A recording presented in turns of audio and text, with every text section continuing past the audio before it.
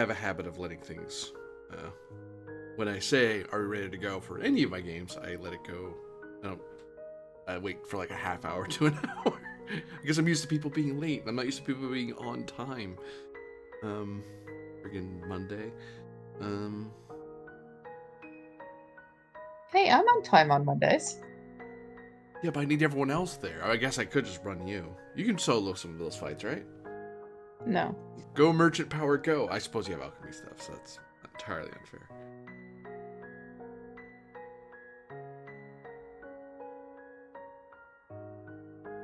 What do you guys play on Mondays? Fabula Ultima. That's the Fabula Ultima game. Okay. Yeah.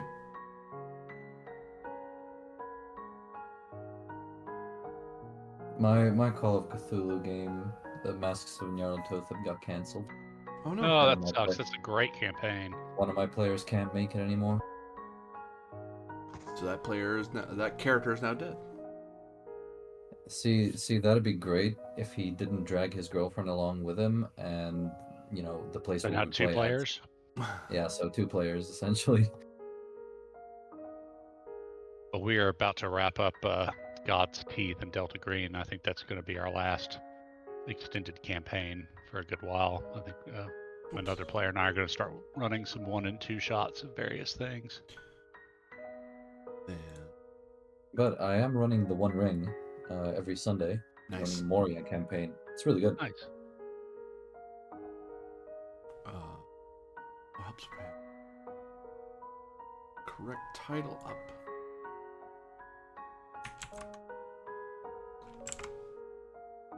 Yeah, episode 5. We're already rolling into the end of summer. Racing along. Very nippy game.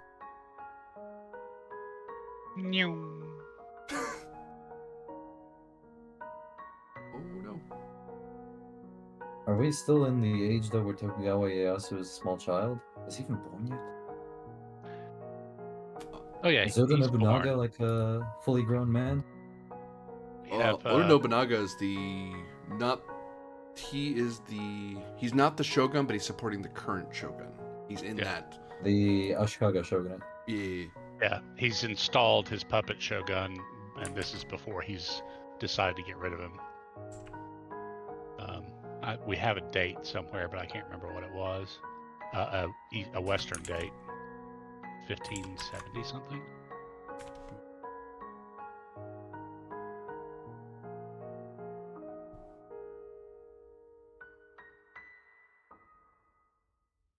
Yeah, because the Iko Rebellion is still they were ongoing anyway, but this is when now that he has Kyoto more or less secured, he can turn his attention to stomping all over. Yeah.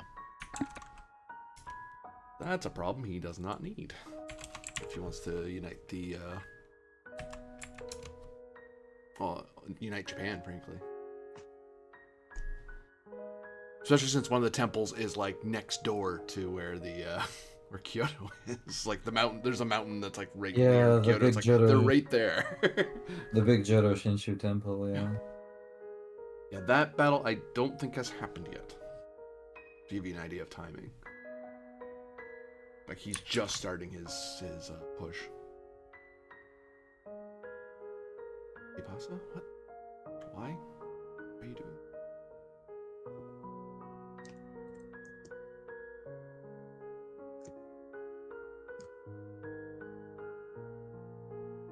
There we go. I got it. I want to say 1530 something off the top of my head without looking. I thought it was a little later, but I could be wrong. Real Sengoku Jidai started 1545, no? Or somewhere around that time? At least the big shakeups, anyhow. Alright, cool. Well, all that said, hello everyone, I'm AD Springer, also known as Corbinian. This is the Electric Metropolis video game tour.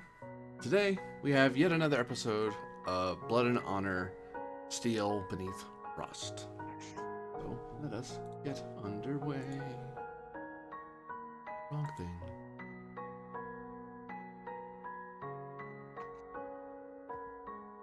Ah, dear listeners, the heat of summer fades, but in Dewa, the fires of ambition and honor burn as brightly as ever. We gather now at the Castle of Iron and Jade, where the three wisdoms, those great samurai of Kenzo Shimo, return to reflect upon the season's trials and triumphs. But, as always, peace is an elusive dream, as decisions made in the dying days of summer will shape the destiny of the province far into autumn. Imagine it.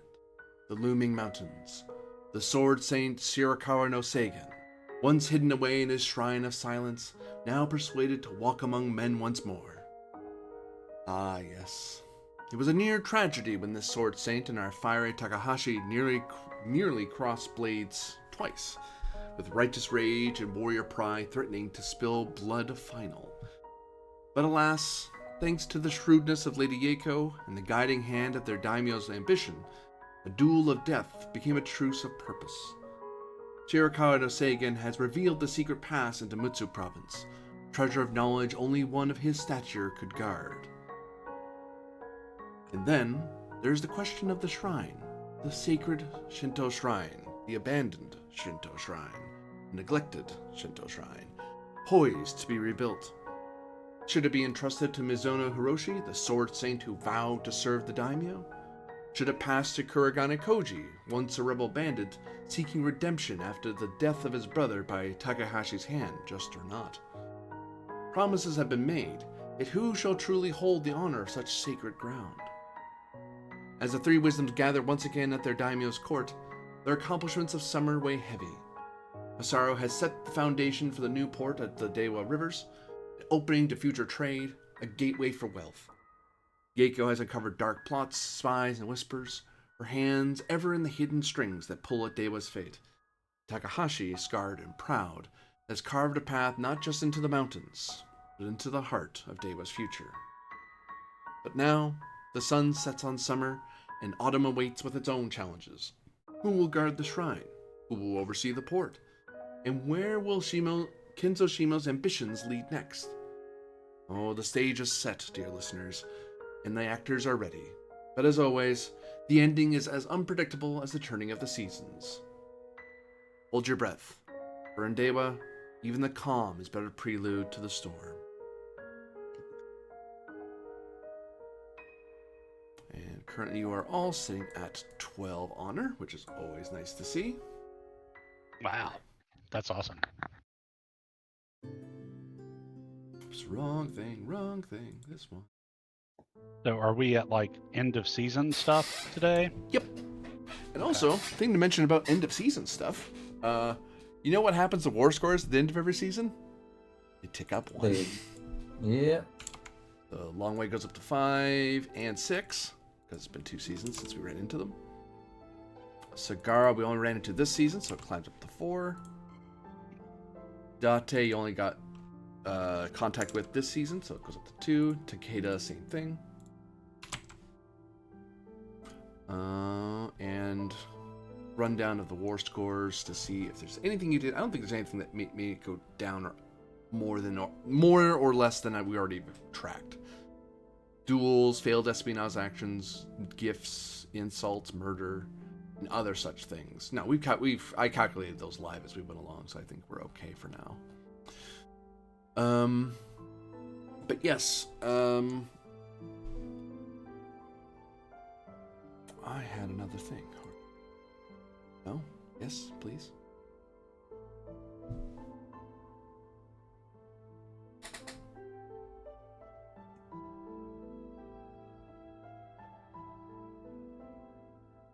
Yes, okay, good. So, the review have gathered up. The court of Kenzo Shimo is to happen this day. The three of you have some time to kind of discuss among yourselves before the actual meeting. People of note to highlight, of course, are Liao Guanyu, the Chinese translator who works in Kenzo's court, who is kind of keeping you abreast of Long Wei's ambition. Like, he knows that the Ming Long Wei is eyeing the province, most likely, now that he's had a chance to look at it. But he doesn't know the ins and outs, but he does know roughly what's going on, just trickles of news. Yanamoto Hiroki is your builder. He will be the one who can advise on things, on the building of things, such as the dock, which is not fully built, but the foundations, the beginnings of it are underway. That would require an actual action on the daimyo's part to actually build the port. I'll explain mechanically how that lands later. Takeda Kasumi has arrived at the castle recently,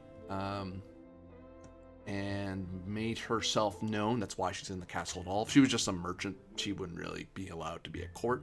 But she has come on behalf of Takeda to say something. What precisely that isn't entirely clear, but he is walking proudly, as it were. There is the elderly Shirakawa no Seigen, who looks like a ghost in his white kimono but with his ancestral sword. So the only people who really know who this guy is, people almost try to shoo him away because he looks like he's a Ronin, so most people have no respect for him. But Kenzo Shima is the reason why he's allowed here, because normally he wouldn't be. In the castle, Otoke Daisuke is still here. He was convinced to hang around, but he isn't really doing anything mechanically unless a sumo school is built or some sort of dojo. Saito Ichiro is your Ashigaru captain, who is managing the two Ashigaru on behalf of you guys. Yeah. So, somewhere in the castle of Iron and Jade, the three of you meet, finally, at the end of summer. And what, pray tell, do you share with one another? Well, could we first and foremost, I think, have a little OOC discussion as to perhaps what our plans for building are? I know last time we had some, I wouldn't say quarrels, but disagreements on what should be built, so perhaps we can clear that up. Sure. What were you thinking, guys, that we should build?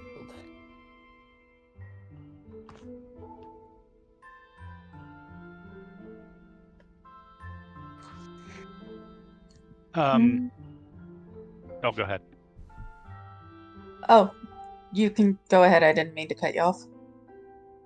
So I think we should really build a dojo this go round, because that gives us per level of the dojo, granted, but that gives us a character advancement action. Right now, the only way our characters can advance is if we eat up one of the daimyo's actions to do it. So the dojo built gives one of us a chance to advance per season, and if we increase its rank, of course, that's another advancement action, because otherwise we're just kind of spinning our wheels at rank 1. So I think that would be a good idea. That also gives me the ability, if I have a route to advancement, Masaru can increase our strength level for any upcoming wars, because I get another rank of Ashigaru every rank I gain. So it kind of, and then I think we all get something special with each rank. So that would be my suggestion.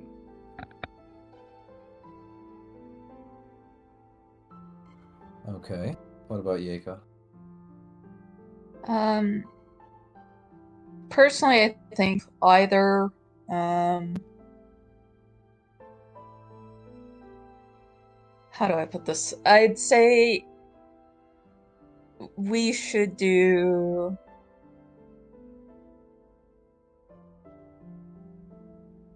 I'm definitely in favor of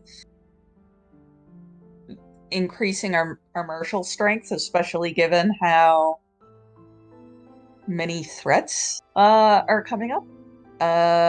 The other option that I think is worth looking into would be the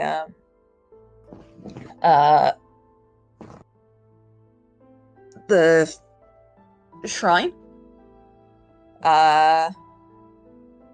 To avoid giving our enemy is a way to sow dissent among those our people who are Shinto. So you think a shrine is necessary? I think it's a good idea at some point in the near future. If that makes sense. Right. But what do we do then about that dojo? Do we grab it now, or do we grab it perhaps later when winter passes the spring? Well, I mean, we're at the end of summer now. I think, or end of spring. I forget which season we're in. End of summer. And You're the summer.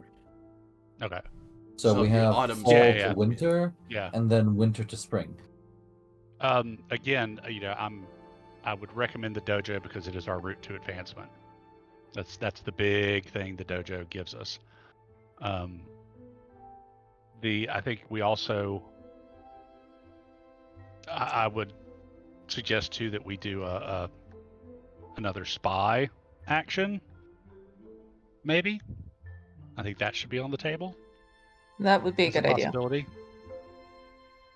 Well, you guys have me outvoted on that one, I guess. I'm not saying that we necessarily do it. I'm just trying to I'm just kind of listing what are potential that we're gonna have to choose down I from, got yeah. you. I got you. I would be consensuous to going for both dojo and shrine if at some point by the end of this year we get the sumo school up and running.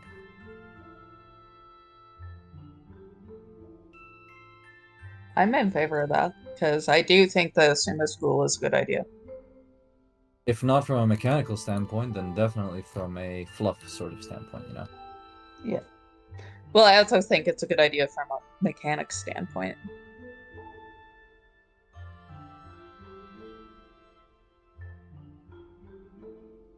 How does that sound, Inslee?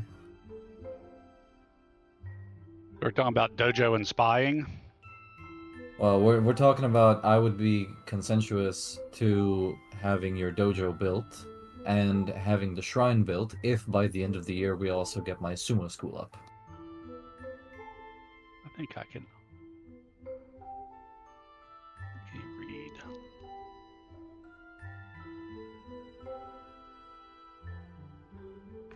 Yeah, I'm for that. I mean, the sumo school has a good mechanical benefit for sure. And a fluff benefit. Yeah. Okay, well, it's up to you to what gets built first, if you want the dojo first or the shrine first. I would be in favor in either. Just lay out your arguments for what and why.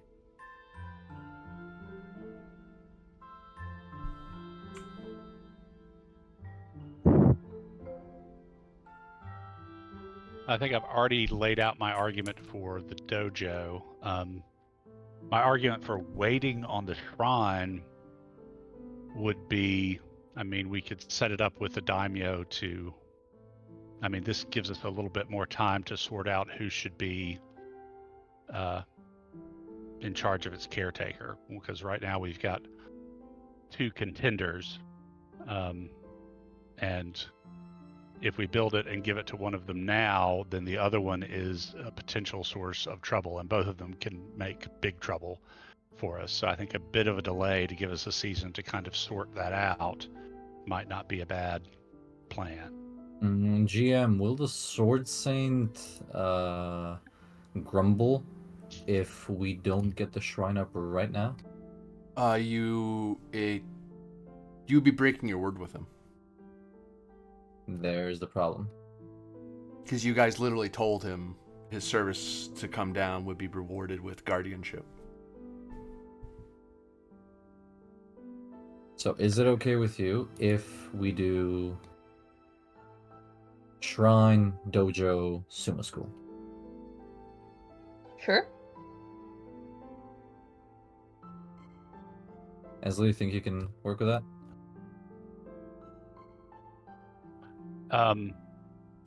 Yeah, I'm okay with that. I'm more disturbed that you promised something that should have been left up to the daimyo.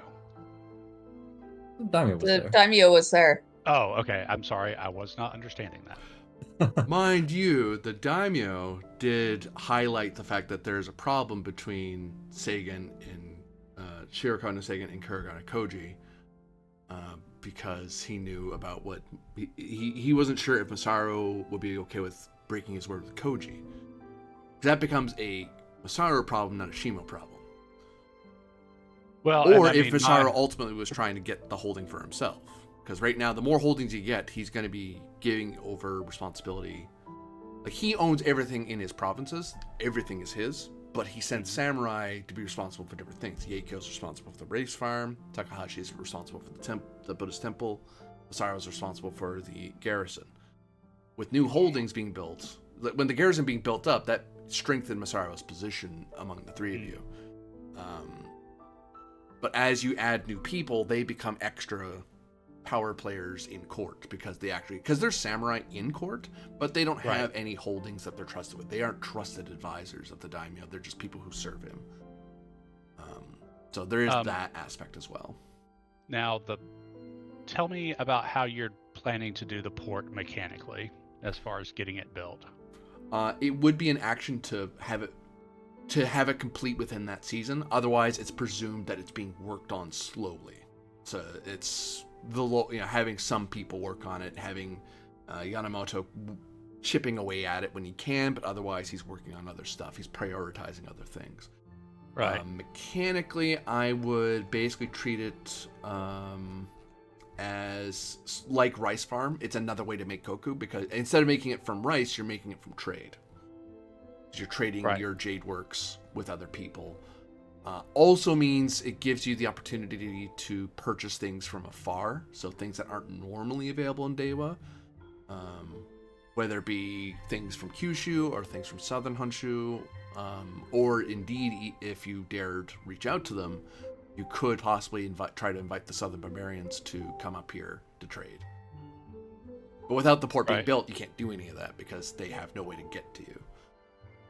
Right, and that has to be on our list because Masaru has been charged by the Dayama with seeing that's completed. So I don't want to put that off for too long.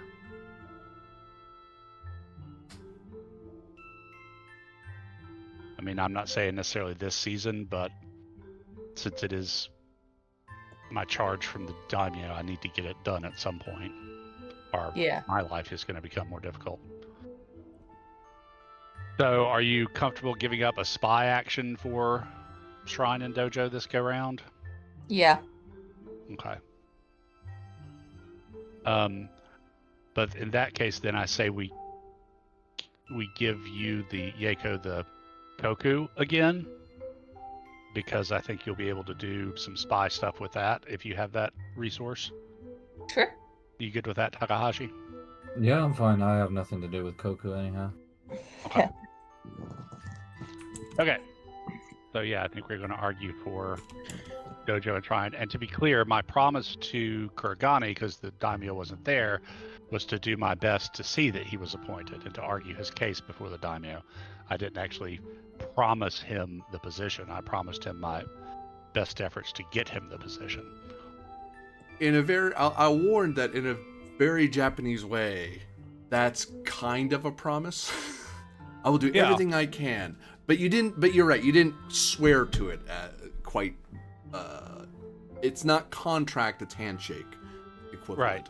So Masaru may be cool with it. Whether and you probably wouldn't lose honor over it. I would, depending on how you handled it. Mm-hmm. Like if you were completely dishonorable about it, I'd call you for. If you were completely dismissive and rude to him, I'd call you. But Koji may have an issue with it. Because that's his family's traditional holding going to somebody else. Right. After you told him that he didn't have to rebel anymore. After you guys killed his brother.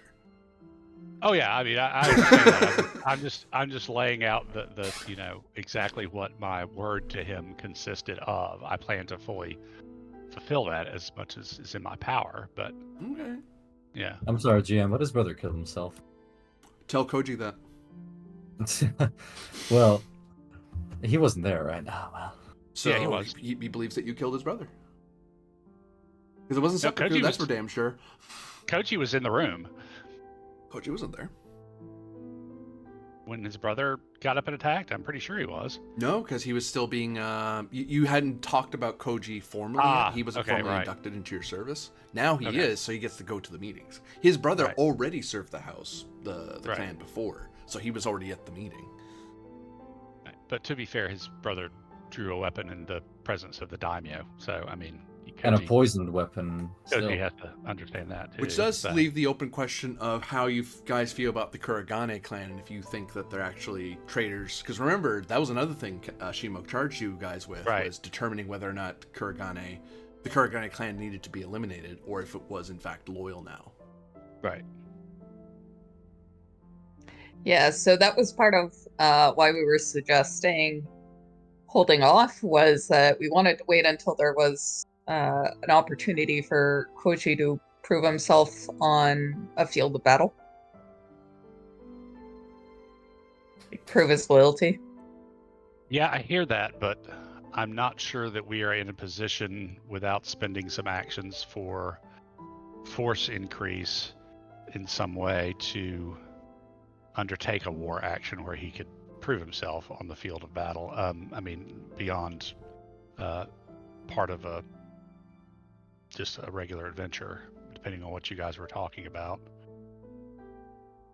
Well, there will be skirmishes, perhaps, so. Yeah. In such instances, it is up to him to prove himself. So it's up to you as the wisdoms that and samurai to tell him, Kenzo one way or the other if this guy's worthy or not. Because keeping this guy in limbo, Kuragane will eventually have questions. Yeah. Because he's waited. He's been waiting for what, 6 months now? I will Well, less than 6 months to be fair, because you guys met him mid-spring. Yeah. I mean, the bit is, I mean, that's going to have to be argued before the daimyo, but, my honor demands that I, argue in favor of Kuragane over Chirikawa.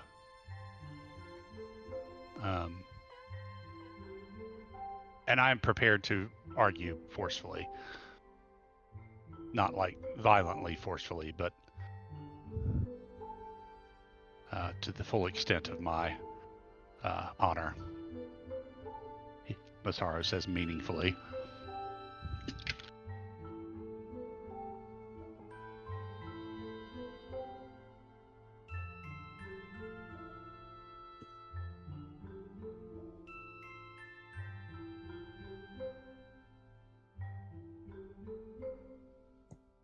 So, was there any other discussion in your private conclave before you attend to open court? Or is there anyone you want to try to pull aside and talk to before court? Mechanical question. If we build the dojo this season, do we get its advancement benefit this season or next? You get it this season. Okay. Because that's what happened last time. You guys had a meditation point you guys never used last season. Oh yeah, forgot about it. And you almost used the wisdom wager, except it's I think Takahashi was the one who almost used it, and it was like it isn't an extra dice, it's just an extra wager. So he backed off and said, I'm not using it. Yeah, because you get the wisdom wager from the shrine, from the Buddhist temple, as well as a meditation point. Cool. And those recharge every season. Yeah, after we do the season action, can we maybe get another handout listing, like it can be changed, like, oh, it's actually in the season actions. Never mind, I see it now. Yep. The bonuses. So the other question is then, who do we want to advance? Which one of us do we want to give the advancement to?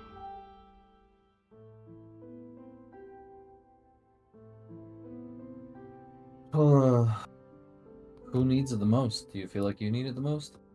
Well, I mean, that I think we each get something, and that would help the clan and the province. I mean, what happens with me is we up our troop strength, because I get another level of Ashigaru, and I don't know what happens with your guys. Well, we get characters. another guy. Right, Another you get guy who's willing to take a wound. right. So we get another bodyguard. I can't remember what. Yaeko get gets to those. learn more secrets per game, I think, right? Yeah.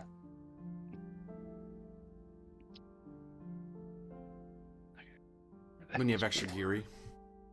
Yeah. Oh, you get to listen in an extra time, I think it is. Yeah, exactly. Yeah. Because you actually And can only do for- it once per season? Once per adventure. For me, I Once get per an session. Once per session. my bad. I get an extra guardsman, and I get to take an injury for someone, and I get to reduce it by my Geary rank. So I could, potentially Right. jump in front of you, a sword meant for you, take that, and then reduce it by 2 if I was Geary 2. Right, and then when we have a well, that's the sumo. Sorry, I'm confusing my things now. So, okay, in war, mechanically, the guardsmen do not add to the courage calculation. I don't know if they add to any other calculation. Honestly, I'm leaning toward Yaeko as the first one because I think at this point, looking at the war scores, leveraging her spycraft might be the best play at this point. Yeah.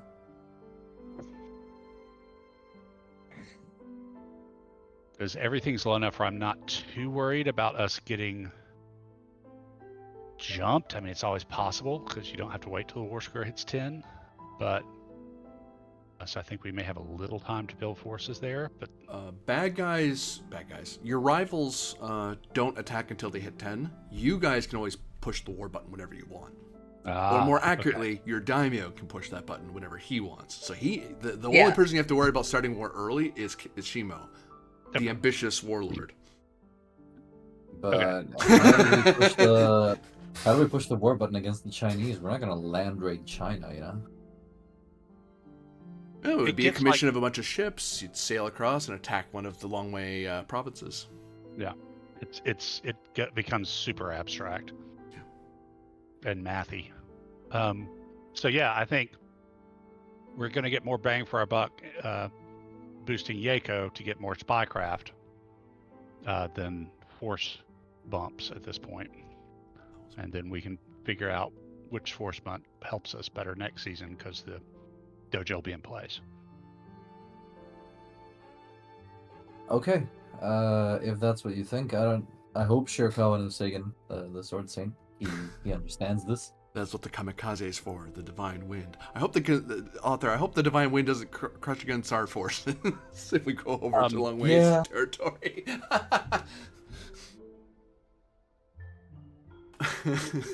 Technically, it wasn't the Chinese; it was the Mongolians that got In that divine case, winded. Yeah, I mean, I doubt that doesn't really have anything to do with the Shinto bit. That's just I think Yaeko is the one to take the first advance. Oh yeah, sure. I'm okay with that. I think when it comes to advances, my advances can definitely come last, because mechanically speaking, they are not the most impactful. Right. Okay. So I think we know what we're wanting to advance.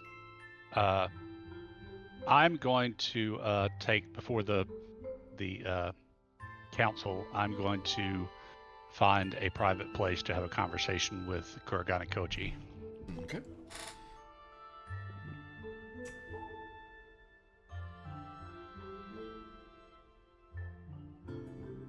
Oops, sorry. And where, pray tell, do you speak with him? In your personal quarters, in the gardens, outside the castle walls? Where are you talking to him?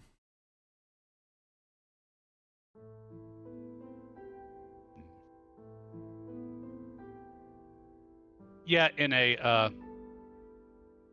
private section of the gardens. Because I don't really have time to travel anywhere to talk to him elsewhere. I will travel to the Shinto shrine to speak with him. Well, I was gonna maybe take him with me to tour the construction of the port city and talk to him there. as a less likely place to be overheard, but I don't care who overhears this conversation. And I'll have servants prepare tea for us, and we'll have a little, not full ceremonial tea house, but a little garden building, whatever the equivalent of a gazebo is. I know you're enjoying one of the inner gardens of the Castle of Iron and Jade, surrounded by the fine ironworks and jade works that make this beautiful garden rather severe and brutal. But the garden is that little bit of beauty that shows that despite beauty not being the virtue of the Kenzo clan, it isn't something that's forgotten. All aspects of a samurai's life is meant to be part of it. We have our weaknesses, right, but we have everything should be part in a sort of balanced way. Kuragane Koji, in his regard, it looks very much as a man of prowess. The trappings of this being in a castle seem to make him a little more comfortable. He is a soldier samurai, a bushi through and through in that regard. His sword laying at his left side, so he is showing, as he's showing that he does not see any reason to draw a sword against you right now. He doesn't think he's going to be in any danger, or that you're going to be in any danger, so showing obvious, my sword's nearby, but it's on the side that's hard to draw from. It's not easy for me to grab from that side. Sorry, it's the right side. Sorry, right side's the nice way to do it. Because you draw from your left, you don't draw from your right. Yep. He puts it on his right side, my bad. Yep. Masaru will do the same. I will tell you for free, he still looks agitated. The sorrow of his dead brother still hangs on him from previous season. That is not news that he will forget anytime soon. Right. He probably visited his brother's grave not that long ago, before meeting you, sort of thing.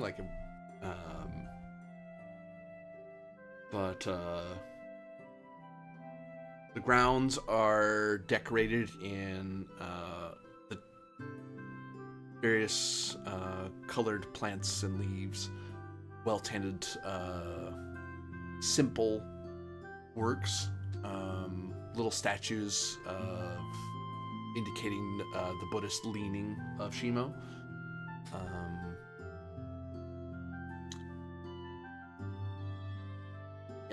He will sip at the tea with a somewhat roughness, sort of the same way he would drink a sake cup.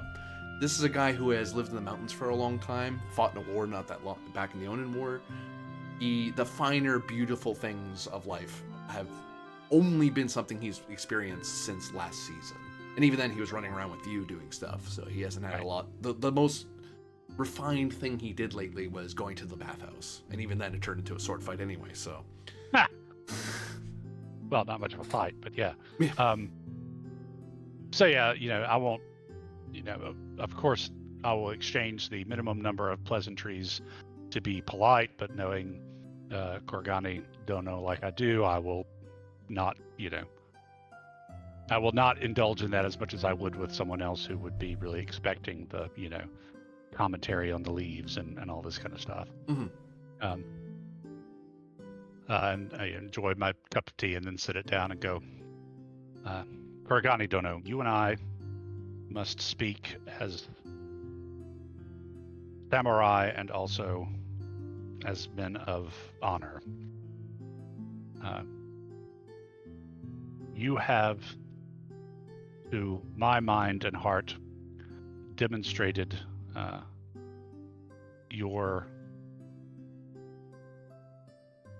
the depth of your personal honor, and by doing so, the honor of your family.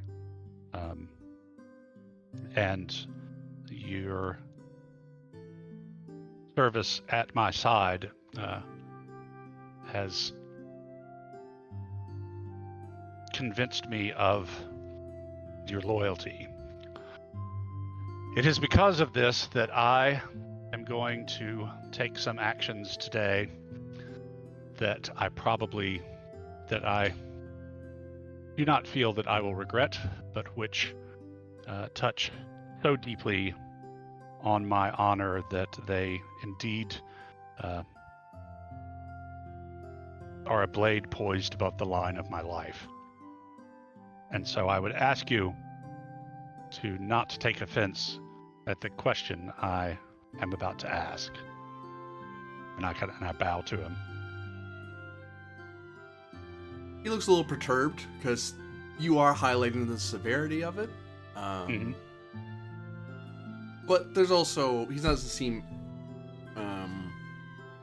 extra tense. He just realizes how serious this is. He does bow back and he matches your bow. Goes probably a little bit deeper than you, just out of sheer, he knows he's your vassal, but he's not groveling either. He's not like bouncing his forehead off the ground.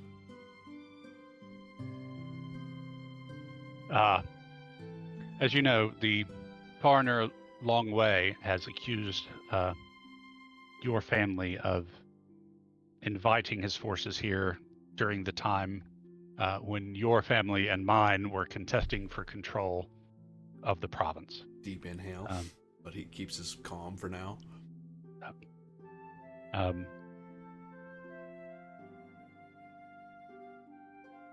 With the recent actions of your brother during the council with the daimyo, which the loyalty of the Kuragane has been called into question when combined with that accusation. Tell me, in your own opinion, how are you firmly in control of your clan?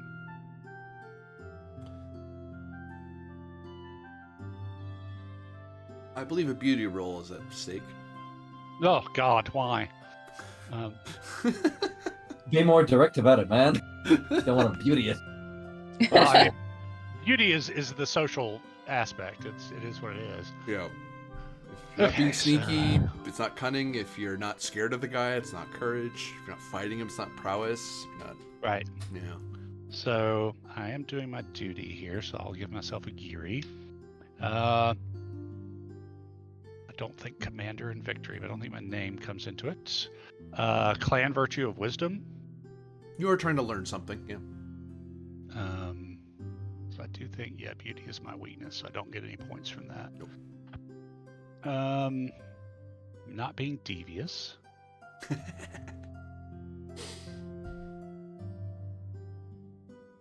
Ooh, I'll argue for none of us is as great as all of us, because this is all in aid of me trying to accomplish a goal that both Kuragane and I want, namely him in charge of the shrine. I'll take that, yeah. Okay, which is 3. Okay. I think that is it. Okay, so I'm going to call this a big deal and spend a point of honor. Okay. Which puts me at 9. I'm going to roll 5 and draw 4. D6s. This is a D6 game. Okay. You retain privilege? Okay. So. Okay, let me phrase this right. Koji fully believes that his control of the clan is firm and secure. As far as he's concerned, that is the truth. Okay. I'm leaving some wiggle room there. Okay, let's see.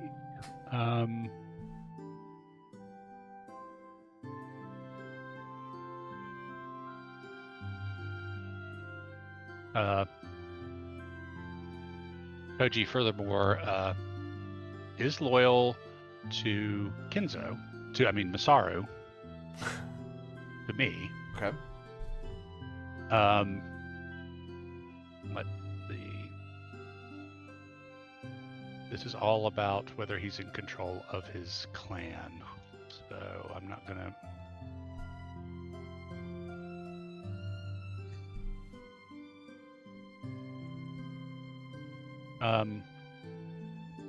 He is disposed as an honorable samurai and loyal retainer to answer my questions honestly. And another one here. I don't think I'll take any glory off of this. He will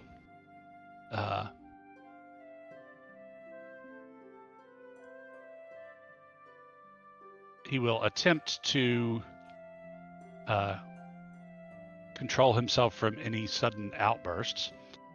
I'll take that sorrow tag off him then. Okay.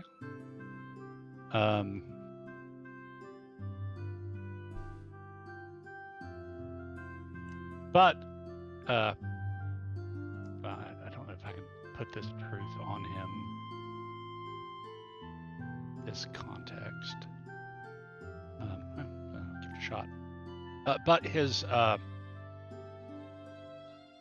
desire and ambition to take charge of the shrine and for his family and because of his family history is real and deep. So that's the last one. Okay.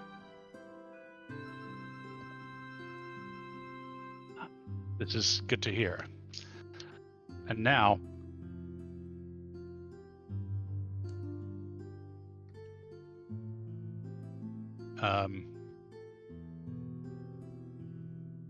I must ask if you personally, and as the leader of your clan, are willing to tie your fate to that of my clan, of the Kinzo, and support the daimyo, Kinzo Shimotono, as true samurai and loyal vassals to whatever ends may come. He furrows his brow. You're a little confused. I was under the understanding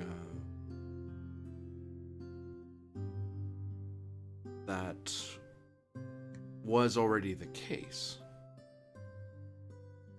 Very well then. That was my understanding as well. And you are a man of honor. And between us, there should only ever be honesty. And so I take you, as I should, as anyone should, at your word. And I will do what I must to ensure that my word to you is fulfilled.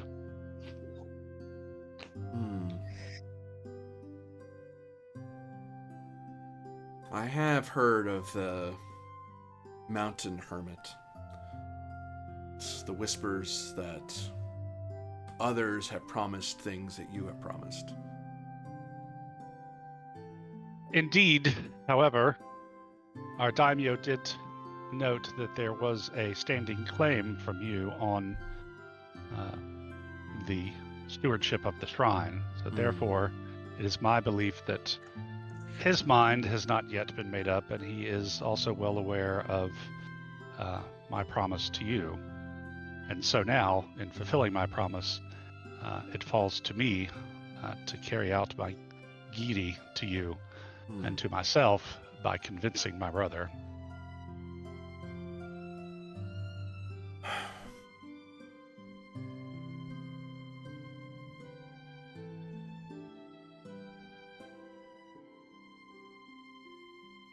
I will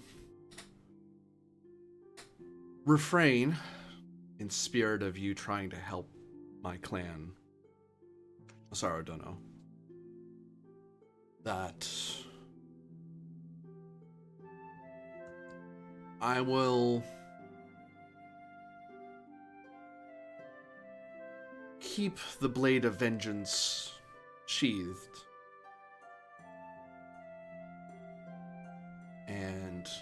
trust in you. But I know that some will look upon me the eyes they saw my brother as they watched him die.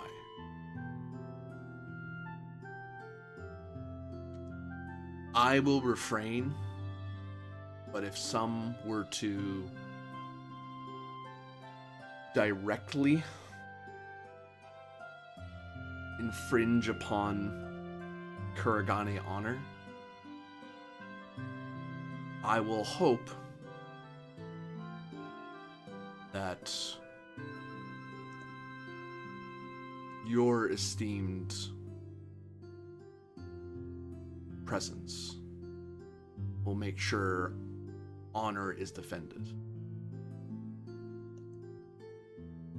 On that, you have my word.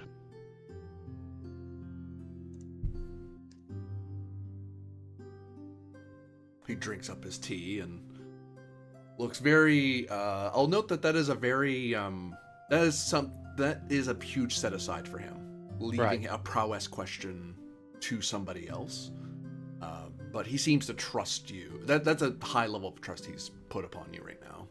Also, a high amount of gear he's put upon you, and he knows it. Well then, soon it will be time for the council, and you will attend with me as my what is the name for like your main retainer? Your do we know that off the top of our heads? There is a word for that, but English it'd be like it'd be like trusted retainer or a most valued retainer, something like that. He's not just any old retainer. You might say that to right hand. As my right hand. But unfortunately, I must ask of you the service of donning your formal kimonos. It is, after all, a true council. I shall be doing the same, so we shall both be sweating. Oh yeah, it's summer. It's only just starting to get cool. Thankfully, it's Dewa province, so it gets cooler faster. Yeah, thankfully, castles are already cold most of the time anyway. Right, so yeah, I'm ready to go to the council whenever. All right. Any other pull-aside meetings before council? From either Ryusuke or Yuko? Nothing on my side. No, I'm good.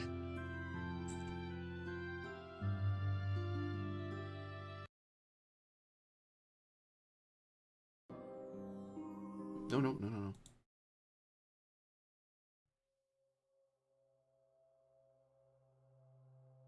We'll go this way. Bodyguard.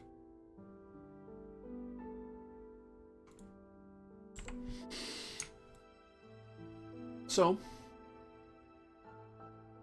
the hall is far more populated by esteemed persons.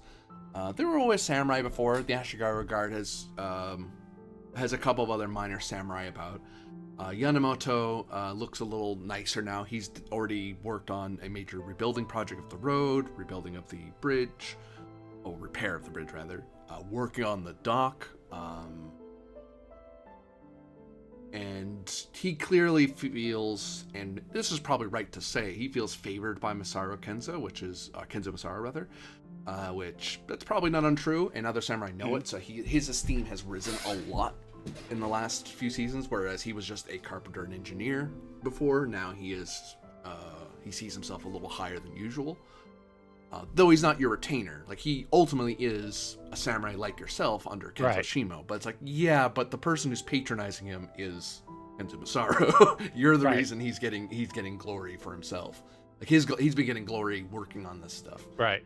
Liao Guanyu is somewhat more closer up, but that's merely because he's a translator. It's a functionary position he holds, which means for a person who isn't nobility or bushi, he is still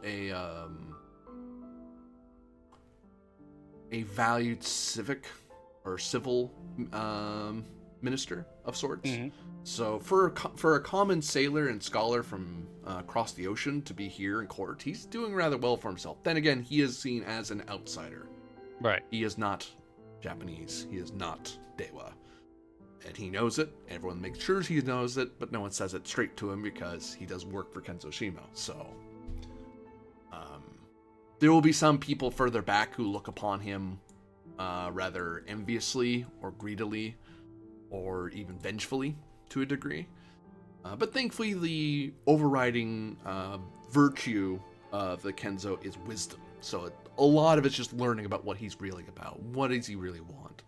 And Lao Guanyu seems to be benefiting from living in a place like this. He is a wisdom among wisdoms. So he's not as out of place as he may otherwise seem to non-Kenzo people. Takeda Kasumi is dressed up really nicely in rich dark reds and blacks. The Takeda emblem emblazoned rather boldly on her kimono. She is Bushi, so it's not like she can't do that. It's just one of those, it's a little more militant way of displaying such a thing. It's more of a men's samurai thing to do. Mhm.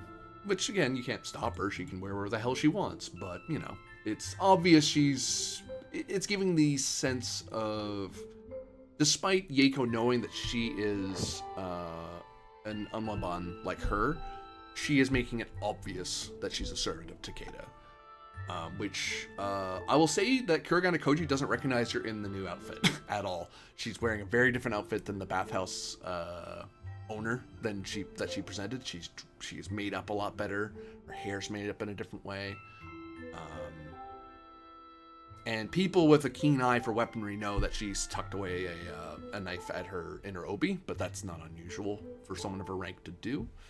But it's also put in such a way that it's not something she can easily just grab. It's not like poking out of her obi, it's kind of stuffed in there somewhere.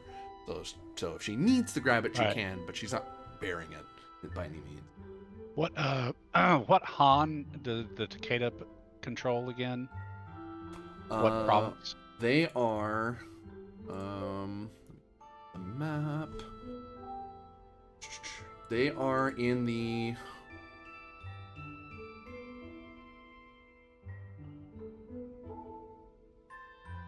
Kai. They're mainly based out of the Kai province, but they do have surrounding interests in Tsuruga, Sagami, Izu. Okay. They are, I believe, by this point they've expanded out to Shinano. If I'm not mistaken. Okay. But they haven't really pushed against the Hojo clan terribly hard, who hold Musashi Itachi and Shimosa. But they were probably looking toward Hojo because they're the easier fight, but also or north toward Usugi because that's an easier fight. Then there's Oda to the west. Because Oda has between him and his allies has basically Mikawa up through Kaga, and then all the way to Omi. So he had and with ambitions of taking surrounding areas. Yeah, he's around. He blooms out from Kai. So actually, the fact that she's all the way out here is kind of odd. She's very out of her way to be here. And Date, of course, is Mutsu. Yep. Right. Yeah. Okay. And Date will either be looking at you or looking to go. Either South. if he wants to expand, he needs to look at you or Sugi or Hojo if he wants to expand. And remind me where Sagara comes from. Sagaro's from Kyushu. They're a minor clan in Satsuma. They're under somebody else, much like they're a small clan, much like you guys are a small clan too. Much as Right. Okay. Cool. They're a vassal of the Shimazu clan, or I believe that's correct. Yeah. okay. Cool. Okay. Now I'm geographically situated for now.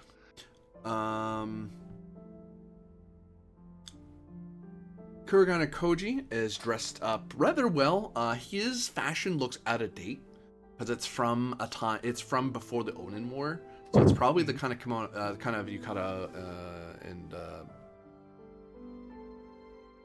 fashion style that would have been pre-Onin War, the sort of thing his father would have worn, which does get him looked down on a little bit. But then again, beauty isn't a virtue here, so it's forgiven. In other places, he'd be given a lot more of a stink eye. Like all the way in Kyoto, he definitely would look very out of place. He'd look poor for a samurai. He gives up poor vibes, which he kind of is. For a samurai, he has no holding. Right. He doesn't have any grand amount of koku. He has enough to be a samurai. He gets his sword repaired, stuff like that.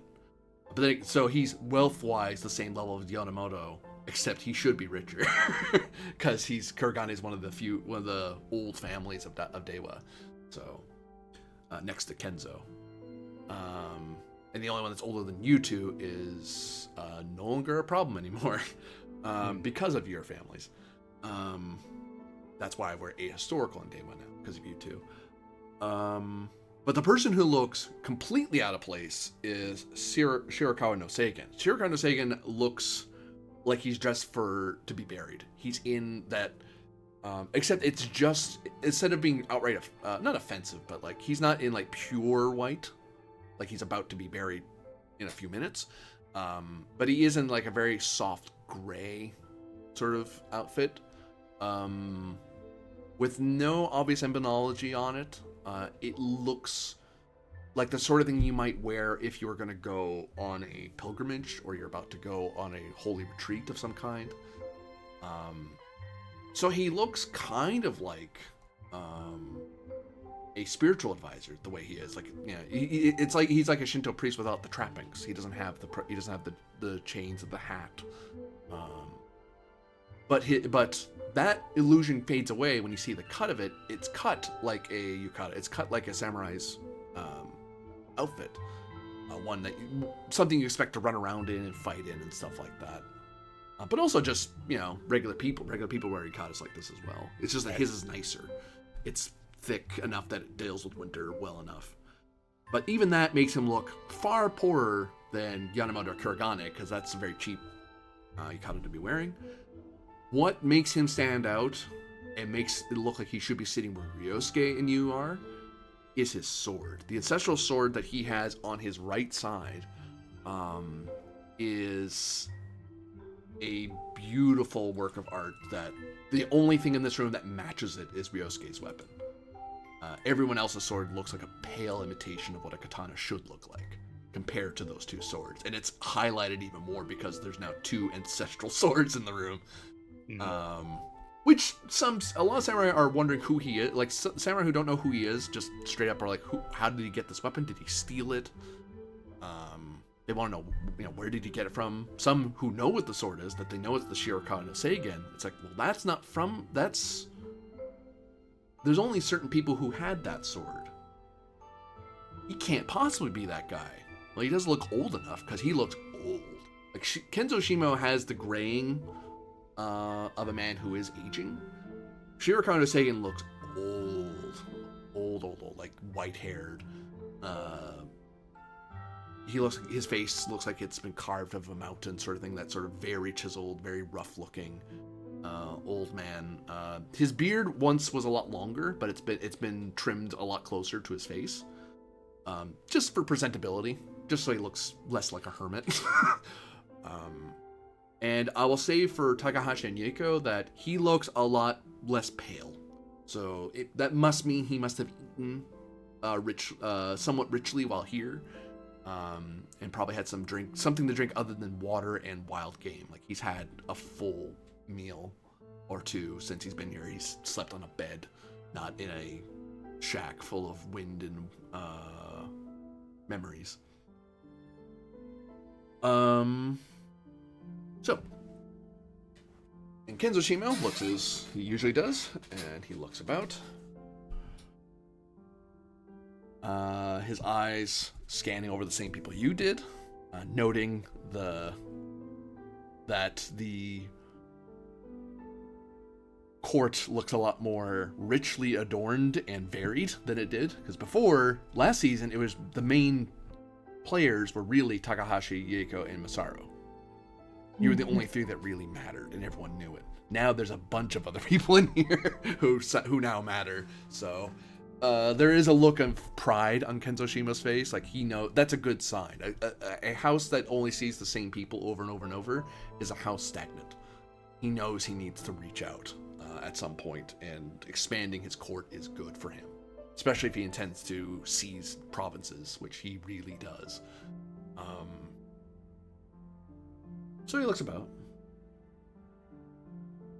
nods. Well, we have much to discuss for our end of season council meeting. We have accomplishments varied and many, and some still yet to be made.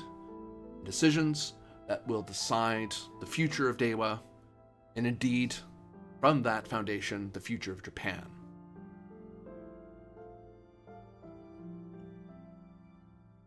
We have plans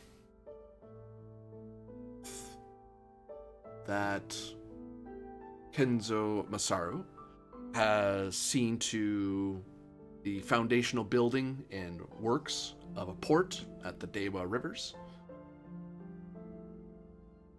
We have the smashing and scattering of criminals hiding out in the southern mountains. And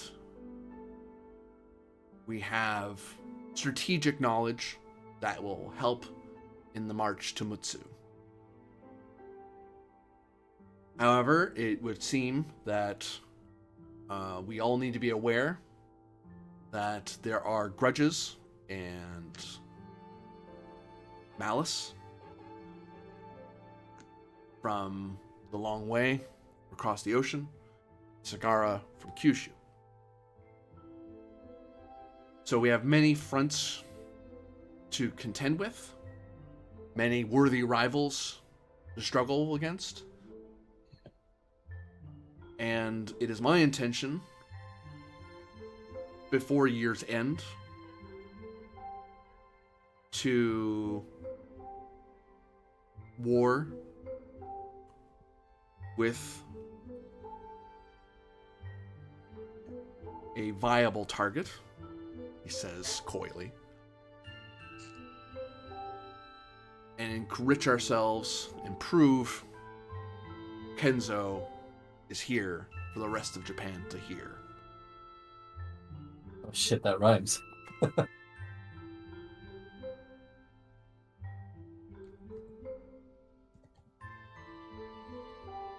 Whether we war in autumn or we war in winter, we can discuss here.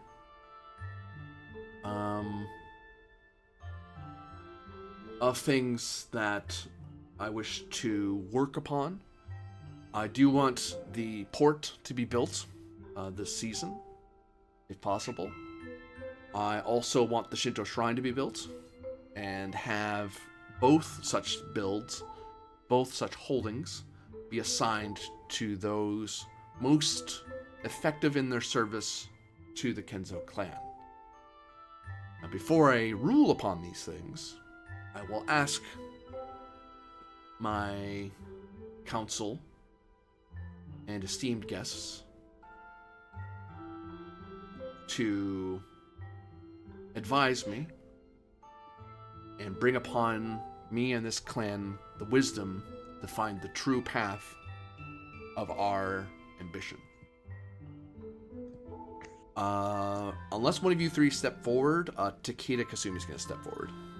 You see she's getting ready to move, but there's an obvious look from her of she knows she's a guest, so she can't assert over you. If one of you steps forward, she has to sit back down. I don't know. I think it'd be worth hearing what she has to say before we start saying. Yeah, Likewise. she can go ahead.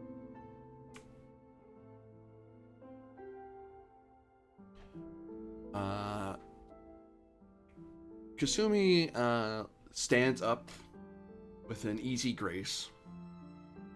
She approaches Shimo. She bows with a measured bow, of acknowledging he's a daimyo, but there is no deep, abiding respect there. Because frankly, Takeda's been at this has been a provincial ruler longer than he has. But she's respecting he's a daimyo. She's not making an insult at him. But there's an obvious look that she doesn't fear him, like she might fear Oda or Hojo. Especially since Hojo actually was the Hojo clan was shogun not that long ago.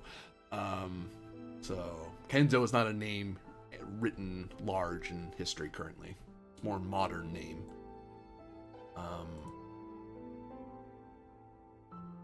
But reputation says that the Takedas aren't exactly known for being fearful of many things. Whether that's a good thing or a bad thing. And I'll highlight that one tag that she holds because of her daimyo is that Takeda Shingen is known as being clever. So it is very likely there's some larger plan she's working on. It may have been working on before you guys even found her. Mind you, Yeiko has the advantage of having found her before. You having sent that letter made her come here. If you hadn't said anything to her, she would have thought she was safe, and she would have hidden away. But now you've kind of pushed her. You've pushed her to doing something. She has to make a move sooner than she probably really wanted to. So there's advantages to calling her out and not calling her out, and imagine yourself in her position, except in Takeda, or not Takeda, but in Date's court. It's like, oh, I'm here. Cool. I'm gonna say hi before you kill me, or make me go away. Ikazumi bows to Shimo. She does glance at Yeiko and Masaru, recognizing your faces. Takahashi, she doesn't recognize you. She does recognize the sword, it seems. There is a knowing look. But she comments not on it. Honorable Kenzo Shimo, I come on behalf of my great and honorable and esteemed relative, Takeda Shingen.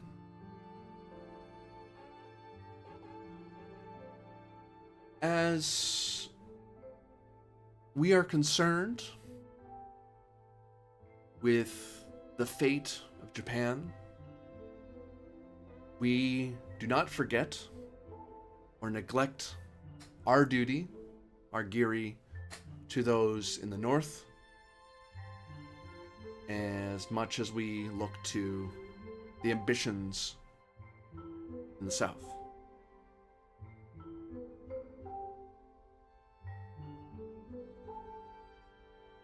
I have come here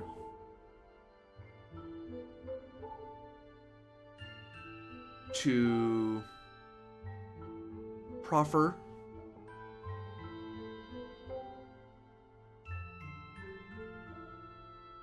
a treaty of non-aggression between our clans, for it is my belief that Kenzo will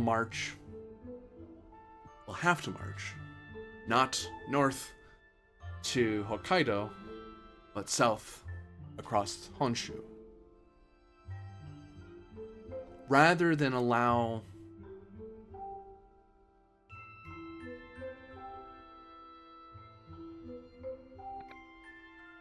a future war to bubble forth, I would rather get the lid upon that pot now, so that the ambitions of the Takeda and the Kenzo can be resolved. And perhaps in time, we can revisit that question of how the spheres of influence shall expand across our Holy Isles.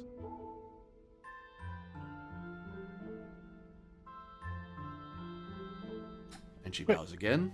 Kenzo Shima looks a little confused. It looks surprised that she offered this so soon. Because there's a war score ticking up because you contacted each other. But, you know, you're pretty far away. Unless he actually he gets Mutsu or he gets Ichigo, he's not going to be looking at Takeda yet. But there's a look of understanding that war, that wouldn't even be a war. If he got into war with Takeda, it wouldn't be till next season. Until next year, probably, like next autumn. At the absolute earliest. And even then, Takeda is such a big clan that's really not a fight he'd probably want to get into right away. And he didn't reach out to her, she's reaching out to him. So he looked a little off balance. He wasn't expecting her to say this. He was expecting something else entirely, really.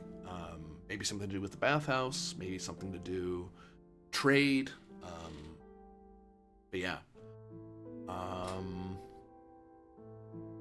Do any of the three wisdoms have an opinion or questions they want to ask Kasumi, or are you going to leave it to Shimo's call to alone to say yes or no to this?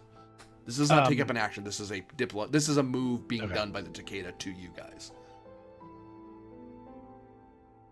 Well, I have a comment, but kind of bite my tongue.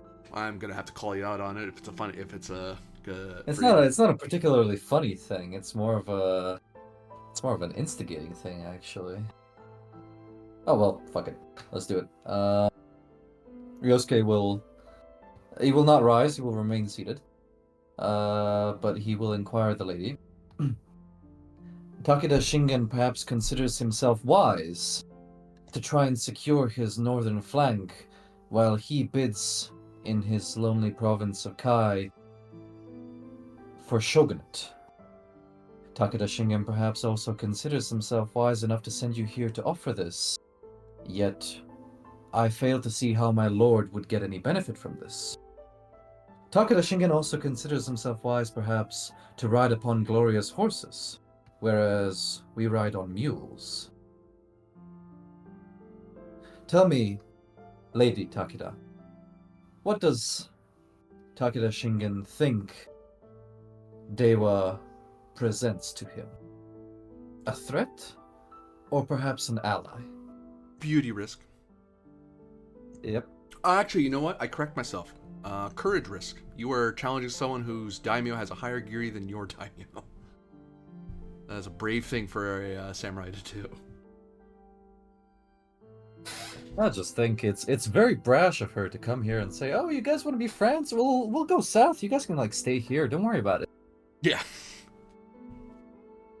Yeah, let's collect my. Because if they take Ichigo, you're basically locked into you'd have to fight Date and Hojo to get anything, and then go by sea and around them to get anything, which is annoying. So, as for Giri, I am defending my daimyo in a sort of way, not physically, but you know. yeah, no, I'll take it. Okay, that's one. Clan's virtue of wisdom. You are trying to ultimately you're driving at the truth of what's going on. Yep. Yeah. Okay. So another one for the wisdom. So +2. Our clan name of all the 3 wisdoms working together in unison. Unless someone's assisting you, I'll say no. Sure. Okay. My name to make something clear or to help/assist.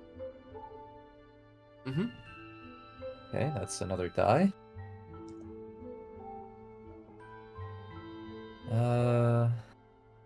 None of us is as great as all of us. Essentially, I am with this trying to help out the daimyo and all of us if we secure an alliance and horses from Takeda. Little reach there. Little reach there, okay. And I think I don't have an aspect that applies here. So up by 1 from Giri, up by 1 from Virtue, up by 1 from my name, so +3. And here, I'll take an honor point. Also, I'll warn this will be opposed because she may not want to reveal her plans. That's why I'm taking an honor point. I'll tell you. Warrior poet for glory. Yep. And I'll warn you what her dice pool is, because you get to know that before you roll. Her Giri is that. This is a courage issue. It's not her strongest thing. So that's how many dice she gets there. Does she have an aspect that helps here? Not terribly, I don't think.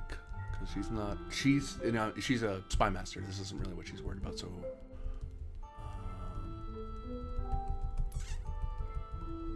she has...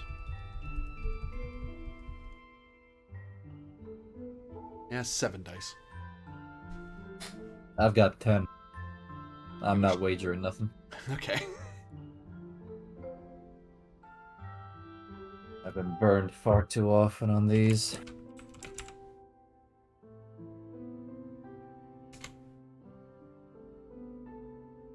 You have privilege. So I do. Good God, look at that. Well, perhaps I'd say that Ryosuke's words shake her a little bit because she wasn't expecting someone to outright challenge Takeda Shingen's offer. Perhaps Takeda Shingen's offer was a bit sly in nature because, as Ryosuke figured it, he was essentially trying to secure his northern flank so nothing can come down on him while he, makes a bid for the shogunate. Mm-hmm. But perhaps this will force him to either reconsider his offer by sweetening it, or by not even attempting it.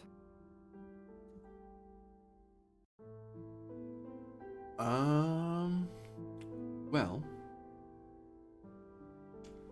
Kida Kasumi is not quite so cunning, though she is a spy master. That is her main thing, but that's not what you challenge her. She's surprised you talked to her, and in that, there is a position of strength she should be able to lean upon, but she doesn't recognize that she needed to until it's a little too late. So she kind of gives away that little twinge on her face, that twitch of her eye, that most of the court would miss, but you 3 catch immediately. So does Kenzo Shimo. She steals herself very quickly.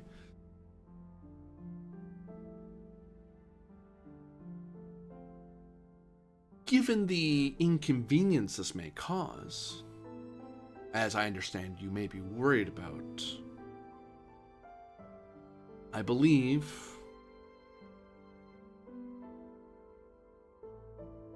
that your lord may benefit from a payment of Goku, of a Goku, given that there will be other priorities that he may see in the coming year.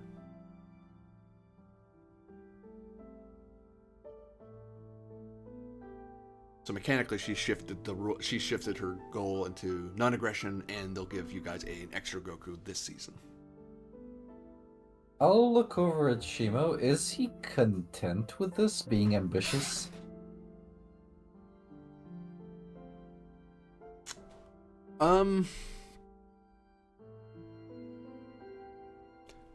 If he gets the port, like, he looks back to you, and you see the look of consideration. He is considering this deal, because it's one less battle for him to fight, because he has the Yasugi to worry about, he has Date to worry about, and Hojo to worry about. Takeda's probably the biggest threat to him in the north.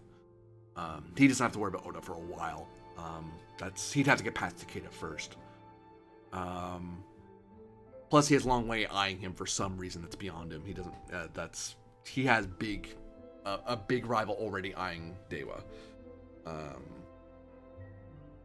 So he has, unless Long Way is told to ease off, he's not terribly keen on starting more a conflict. And with the rumors of what Sagara's up to, which probably isn't going to be an outright war, it'll be a war of spies and knives. That said, he's not exactly running scared of Takeda right now. You and he both know that war with Takeda is far away. And even if you told her, even if he was fairly brusque with her right now, he knows he could probably get away with it because they're so far away. They know so little about Kenzo. they're doing a lot of guessing about what his condition is. She may be here, but she's only had maybe a season or two to spy. Because he's only been in power for a season or two. So he's not totally against the deal, but he's not dying to have it either. But if he can get something out of it, great. Like, the Goku is a nice thing to get, because that's an extra Goku that you guys could use to further his ambition. If he was right next door to them, then he'd say no. He'd want to attack them. Right now, he has Hojo as the other. If Takeda's the biggest threat, Hojo's the second biggest threat. If that's the case, Ryosuke will nod at his daimyo and will not speak further. Any other queries from Yeiko or Masaru?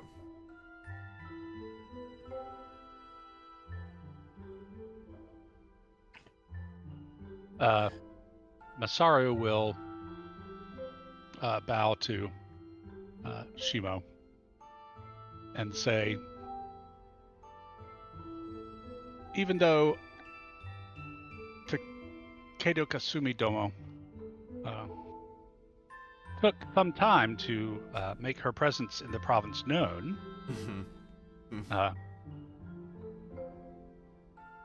and while her lord Takeda Shingen has already made himself a well-deserved reputation as general and leader of generals,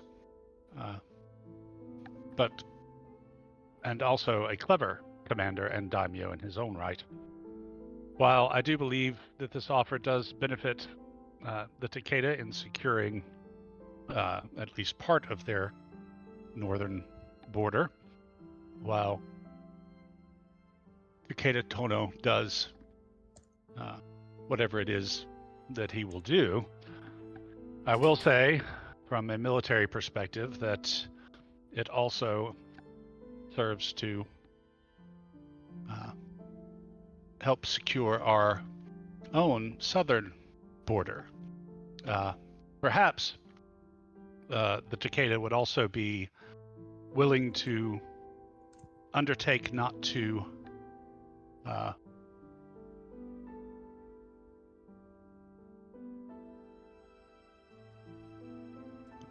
would undertake, as part of the non-aggression agreement, would undertake not to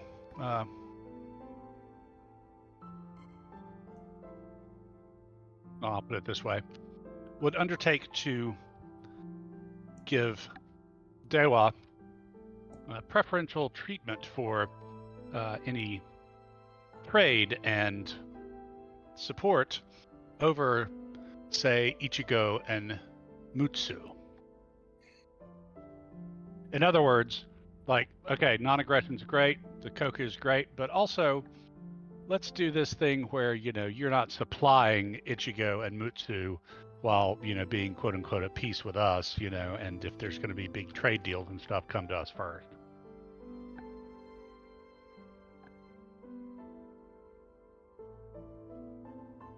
Because it doesn't serve us too well if, Takeda's not going to be aggressive, but they're funneling funds and supplies into Ichigo and Mutsu. I believe Kenzo Shimo. Don't know.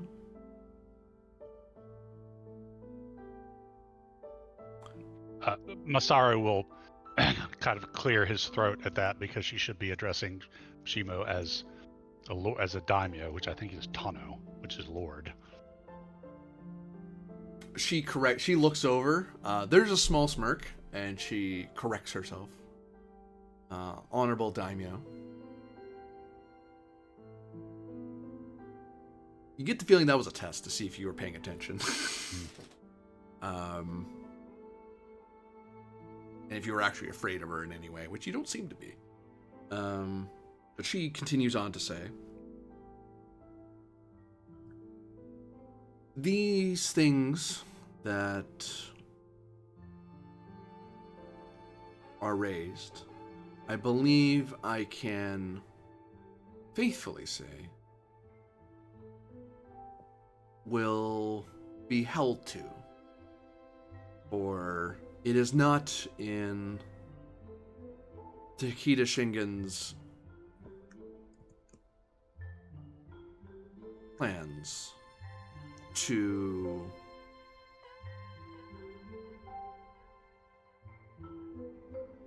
frustrate the heron in spite of the turtle.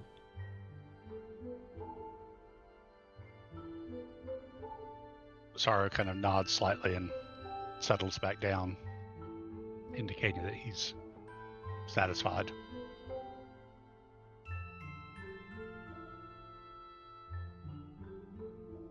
Any concerns from Yeko?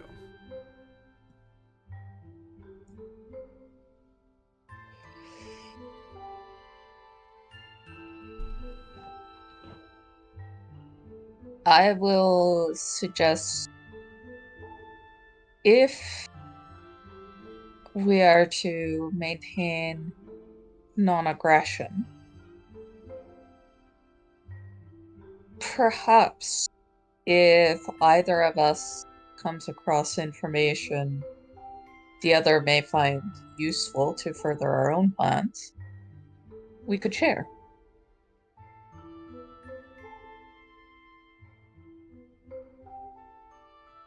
I'm gonna ask for courage on that one. Okay.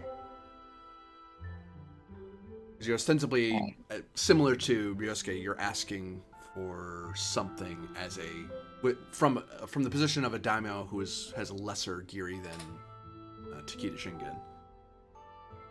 Makes sense. I'm going to suggest that a Giddy as Spy Master applies here. Yeah, you're asking for shared intelligence, basically. Yeah.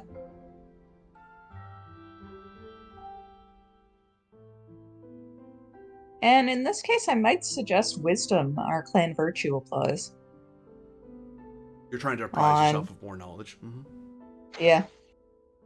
So that gives me 2.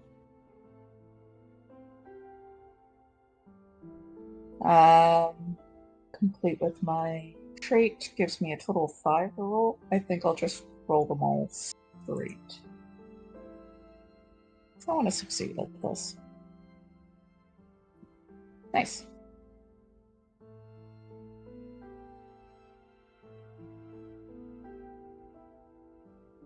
Unless it's opposed. It isn't, because she's getting information from you. She benefits from this. Mind you, how much she's benefits is going to depend on what you got. But you did get privilege, so she can say yes or no to your agreement.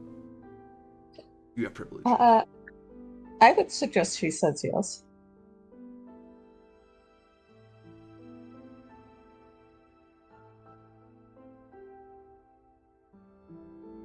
It's at that moment Katsumi kind of starts twigging to why you're there. She recognizes a Unwaban in the room now. Because the only person who would think to even ask that question would be the Unwaban of the court. And there is an extra, she gives you an extra little nod to you. I will smile slightly and nod back.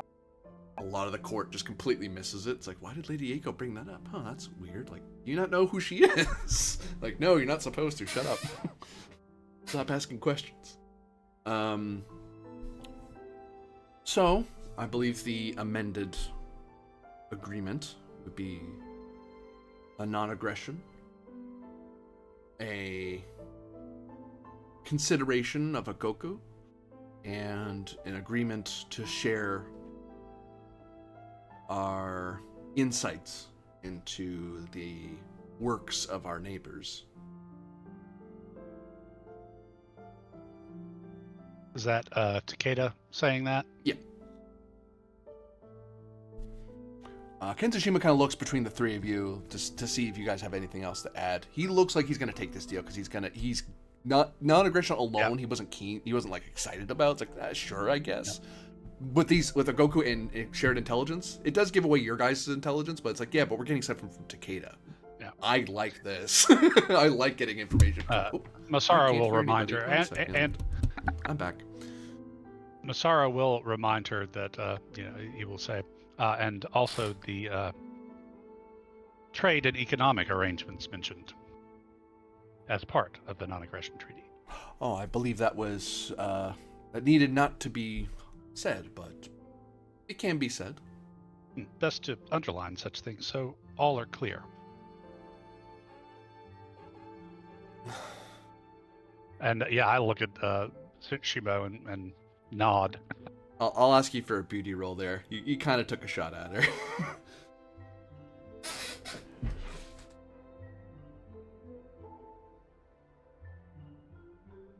Because you're... Is this going to be opposed or? No. This is just to make sure you soften what you just said. Okay, sure enough. If you want to, you can take a shot. You can just straight up insult her if you want. You're being very... It was a very subtle insult. I don't think even you caught.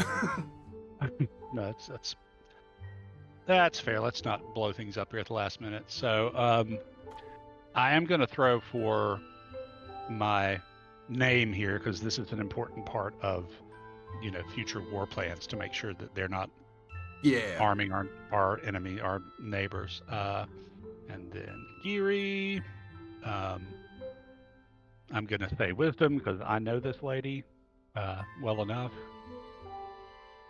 I'll wave off wisdom. Really? Yeah. Because you're really trying to keep her from being offended by what you just said. Oh, that's fair enough. Well, that seems wise to me. that is a virtue of beauty you're highlighting. Okay. You already know what you're about to say might tick her off. Like, maybe I'll reword that. Yeah. None of us is as great of all of us because I think at this point, I can tell my lord is wanting this to happen, and I'm wanting this to happen to make sure that we get the best deal possible. Mm-hmm. Yeah. Okay. Okay, so this is unopposed, and I'm at 5, so I'm just going to roll 5. Yes. Yep. So you have privilege. You can insult her as you like, or you can kind of soften. You can say basically that, but soften it in a more courtly language. Yeah. So I will soften it into more courtly language, but I will say that I will do it in such a way that kind of goes that kind of acknowledges the clever tag because I know your clan has a reputation for being clever, and I see you, and so we're going to make sure. You actually could have gotten 2 extra dice for that, for calling it out when you rolled. Oh, okay. So, but yeah, do it in a way that says, I see and recognize that your clan's reputation is clever, and so, I'm being polite about it. But yeah. Yeah, you basically end up couching the same thing, but in correct me if I'm wrong, but couching it in a somewhat poetic way of highlighting the cleverness of the Takeda, without really saying exactly what you said earlier, because I'm not calling you out directly, because that's kind of rude. Right. But you and I both know what I'm talking about. It's okay, yeah, that's a fair shot, because you are calling out a tag she actually has. Yeah. Yeah, I'd forgotten about that. I could have gotten some extra dice with that. Yeah. It's the first time I think we've had a known tag to work with. Mm-hmm. So she acknowledges in the end that preferential trade to Kenzo, non-aggression, and Ikoku, and shared information.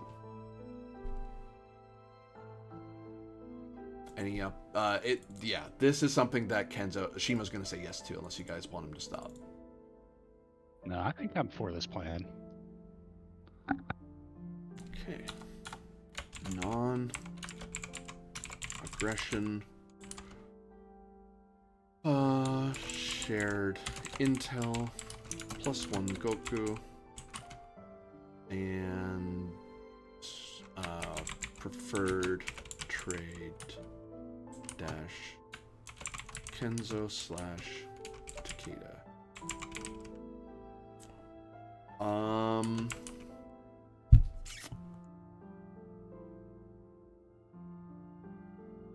Boy, we sure milked her, didn't we? Jeez. And this will be a 1-year agreement. So it'll be revisited. She'll probably revisit, if she wants to revisit it, or you guys want to revisit it, someone has to do an action to maintain the agreement. Because it wouldn't stay in perpetuity. You'd have to, because it's what they're giving you 1 Goku to cover that. If you guys were in a much higher, I would say, just from a meta point of view, the most you could have gotten away with in Goku was maybe 4, basically 1 per season. Anything beyond that would have been extorting. It would imply that you're so much. That's something Oda would get away with. You owe me 5 Goku for this deal. It's like, whoa, that's a lot. That's silly for a year deal. But 1 Goku is still good because Giri for Giri, your Daimyo is the weaker of the 2, so he's actually gained a lot considering his position. I was going to suggest, firstly, that Takeda Shingen be so kind as to, give us some of his fine horse breed and build us a stable, but, Goku's fine, too. Yeah, use up one of your actions to build us a stable. That's something you might be able to revisit in a future. As an action, you could send a delegation to try to get them to do that.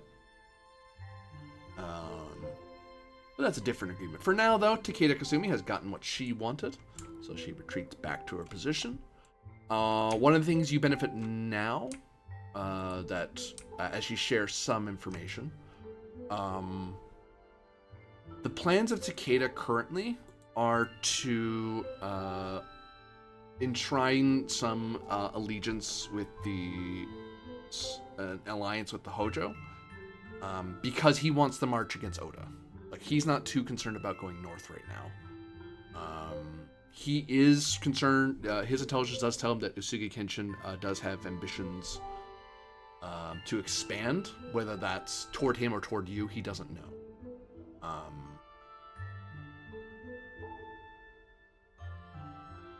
So I'll actually highlight, now that you know that,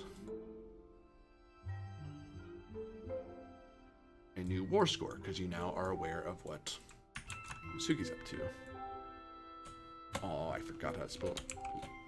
We'll try to do it without forgetting. I'll write it for you, hang on. This. Oh, I almost had it. Also, I didn't capitalize the I. Dang it, I had the E and the S mixed up. Actually, the coloring should be...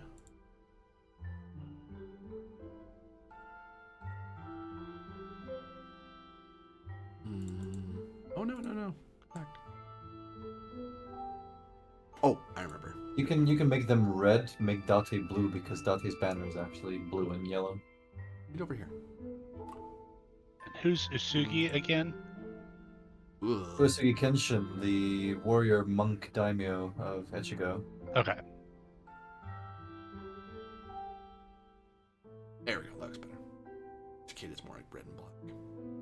So Takeda is looking to concentrate on his alliance with Hojo in order to take on Oda. Where does Usugi come in? He wants to. He basically has seized control of his province. He basically spent the last where you guys rose up in Dewa, he rose up in Ichigo. With the power of the monks, he's going to be wanting to march. He's going to want to expand, and the easier expansion is into you, because expanding west takes him straight into Oda right away, and that's a fight he doesn't want right now. He could go south into Takeda, but or Hojo. Those are very big fights. He doesn't want to get, because actually, I'll show you the map of Ichigo at the moment. So expanding west would lead him into Ikoiki. Yeah, like he is bordered by 1, 2, 3, 4, 5 different provinces. Like, he can get to a lot of places all at once. That also means he has 4 directions. He has 5 directions he needs to go with. Ichu and Shinano are both harder fights for him. Kozuki and Mutsu are easier. Dewa currently is the easiest to him, because you guys did have a change of power. And he has, from what Kasumi tells you, he does have a major city. He has one of the major cities in the north. So if the Takeda could have gone this way, they would have liked to. But right now, they are more concerned with securing their flank. They don't want to worry about Hojo. They don't want to worry about you. Date, they can't control. He's mad. He changes with the wind, so they have no idea where he's going. But that sounds like a Hojo problem. Not their problem, and they don't think he's going to expand. If he's going to expand anywhere, he's going to expand into you, because again, you're the easier fight over Hojo. Because he would want to go Mutsu, Ichigo, Mutsu, Dewa, Ichigo, like climb around that way, rather than trying to dig into Hojo. Mind you, Date may very well go into Hojo. Takeda has no idea how that's going to turn out. And I'll also tell you that the Yasugi get his tag, but she would know it.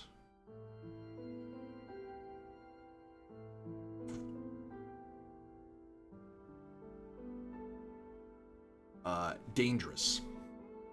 A Lord of War who has fierce retainers. So much for being a monk.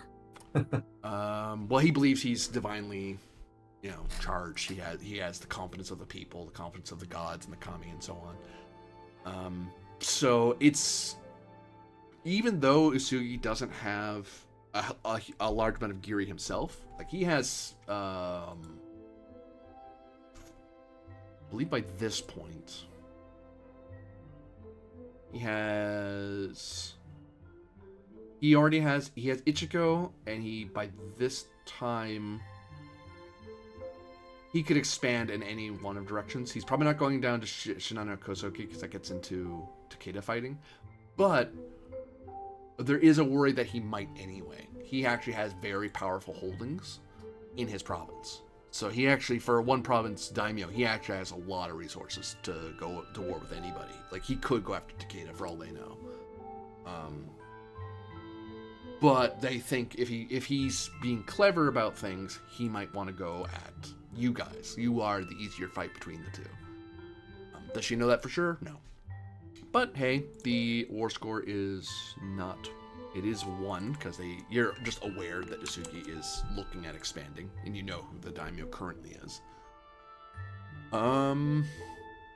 They can't tell you a ton about Date, other than he's mad, and you already knew that. He does have a trade port already ahead of you. He's already trading with people as far south as Kyushu. There is worry that they're already trading with the Southern Barbarians, but then again, it's barbaric tools and equipment. Who cares? Let them use inferior goods as far as they're concerned. Commentary-wise, a long way when you tell them about that. I assume you're not lying. You are sharing your intel with her. You could hold back, but that's a roll. I would share what's relevant to her, unless other folks step over.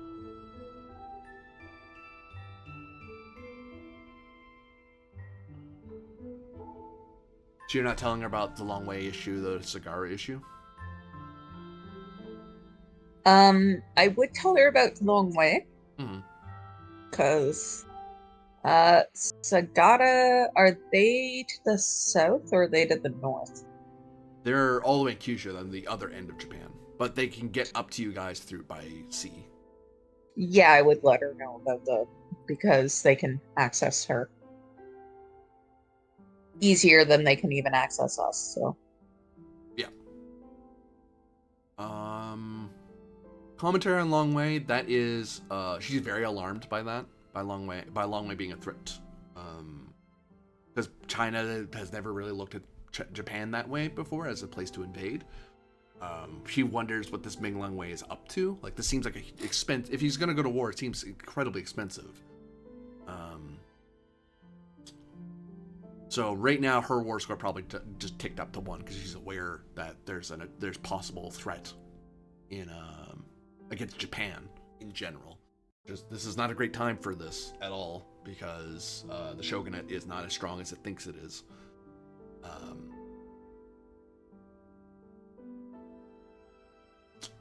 As for Sagara, she's confused why they're bothering you at all. That's so out of their way. They're so not worth her time. Like, she doesn't think they're even going to look at Takeda. The war score ticks up to 1 because she knows that they're who they are now. But she's surprised that they're looking this far north. She has no idea what their ambition is, and she's not familiar with their clan virtue because the Sagara are so much smaller and so far away, and she doesn't know about them. But it's good for her to know that Sagara are planning some sort of war of spies.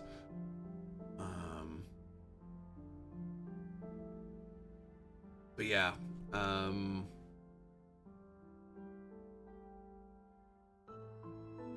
the Date war score that she learns about, yeah, that doesn't surprise her at all. That Date is up to something. Which, yeah. That is that for shared information from her. You guys have 3 Goku instead of 2. You know of the preferred trade, so you know that she won't be supporting, or Takeda won't be supporting Usugi or Date. They weren't intending to anyway, but you know they've now have hammered it out that that's the rule, that's the agreement. Mind you, that same agreement would also expect you not to do the same to her, but yeah, but that's just doing my job. Yeah. That's Takeda Kasumi. The Shirogane Sengen and Kuragane Koji are kind of waiting on you guys to push forward their ambition right now, so they're not going to get up. Yamamoto has no reason to get up. He's already the only thing he would remind people is that he would report. He would step forward to do a report. There's no reason to gainsay him here. I'll just say it for free. He just alerts everyone that he will constantly be having people build at the port, but without the full financial support of the Kenzo clan, it probably won't be built anytime soon because it's a huge undertaking to build a port, but it's doable. Like, Kenzo Masaru has done some work here. To that, I'll say for free, for Kenzo Masaru, if you don't get the port built this season, you would need to do a roll with a free wager, because Yamamoto is supporting the idea that it could take a very short time or a very long time. Like, it's not right. It is a fluctuating thing. If you haven't built this time, then you'd actually gain an honor because you'd have a port built incredibly quickly. If you want to delay it for a season, you'd have to explain to Kenzo Shimo why you think it should take longer, because he wants it built. He wanted to build this season. He wants it done. That's actually one of his actions: build port. But you may not want him to do that, because once he hears Yamamoto Hiroki say, "Hey, I could in theory have it built," that's an issue, because Kenzo wants it built. He wanted to build He wanted to be built in the middle of summer. That's just not possible. It takes at least a season to build anything. So, particularly with the with Date already having one in place and running. Mm-hmm. Yeah, there's a bit of jealousy going on there. It's like, he has a port, I want a port. Well, I mean, there's also, the economic factor, because that may be somebody we're going to deal with sooner rather than later. Yeah. Especially if he wants to go to war against Longwei or Sagara. I mean, Longwei is not terribly keen to fight with. I mean, it'd be cool to win a Chinese province. That'd be a huge feather in his hat, as it were. But Sagara, yeah, it's almost worth it. But you need a boat. He needs a port either way to get to war with them. Right. Okay. So Masaru will say, "My lord said he is interested in building the port and restoring the Shinto shrine this season. However, my lord also indicated quite clearly that he plans to take the field of battle by the end of the year, either in the fall or in the winter. There are, given these facts, my lord, I believe there are some things to consider before you make your final decision, if I may.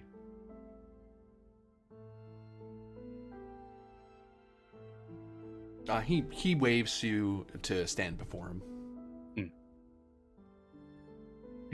I move to the port would be of great economic benefit to Dewa, no question. And I believe that Yanamoto Dono and I have done well in selecting the site, both in terms of navigability and defensibility. However, with building the port and both the port and the shrine does less to prepare us for the coming conflict than other undertakings might. A dojo would allow us to further train not merely our troops, but also your wisdoms. And of course, my lord might also decide to increase the strength of the garrison by doing further recruiting. But I urge my lord to make a choice that will increase our military strength in mind of the coming campaign. If not this season, then certainly next season. I would also mention that there are two men who stand as potential guardians of the Shinto shrine and caretakers. Kurogane Koje, my trusted... He holds up a hand. I stop. Masaru, we must consider each in its turn, each in its time. So. Yes, my lord. My point was not to make an argument, but merely to note that when it comes to building a shrine this season, the caretaking of that shrine is a further decision that must be made. And one could argue that it would be wiser to wait a season to determine that outcome. I have a question as to whether or not the port can be built. Yamamoto says it can be. And now we're talking about a Shinto shrine? Or the Shinto shrine, I should say. It was my understanding that my lord wished to build the port and the shrine this season. So this is why I bring up both the future military needs of the province as well as different options for what may be accomplished this season.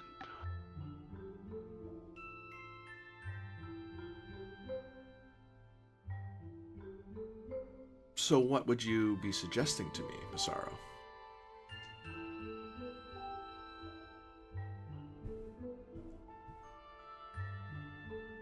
If not a port and a shrine, what else?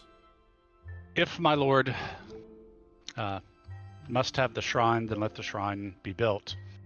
However, I would urge my lord to consider the construction of a dojo to further train our troops and my lord's officers.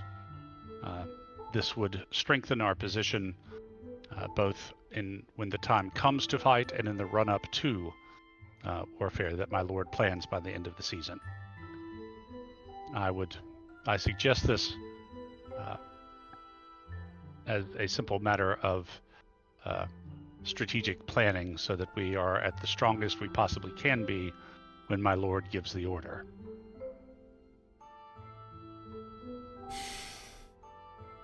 But However- would not a burgeoning of wealth from our port fuel such endeavors in the short term, and the increase of a dojo be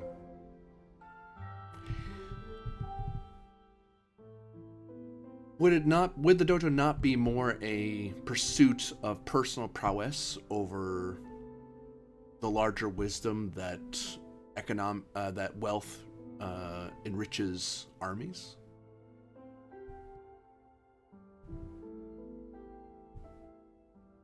And that's Wealth doesn't- and that's the beauty role against whether or not the port or the dojo, because that's where he's at.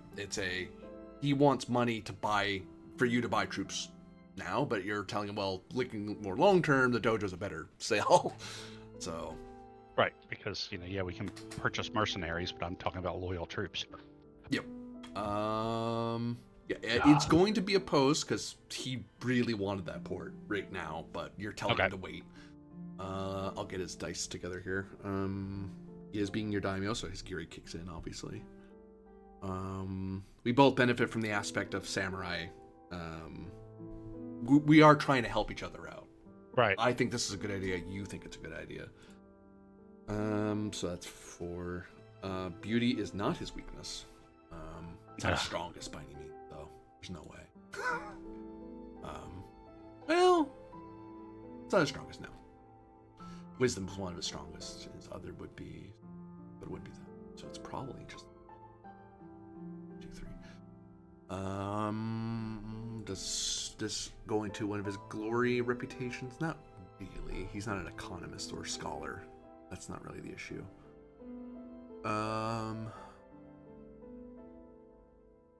Does his name come into it? Does his name come into it? I close the thing I need for.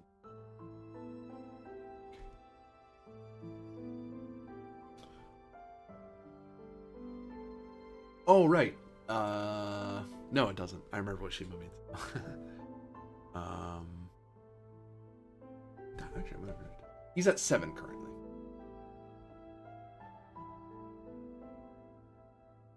I'm gonna see what your dice pool is before I think about wagers. Fair enough.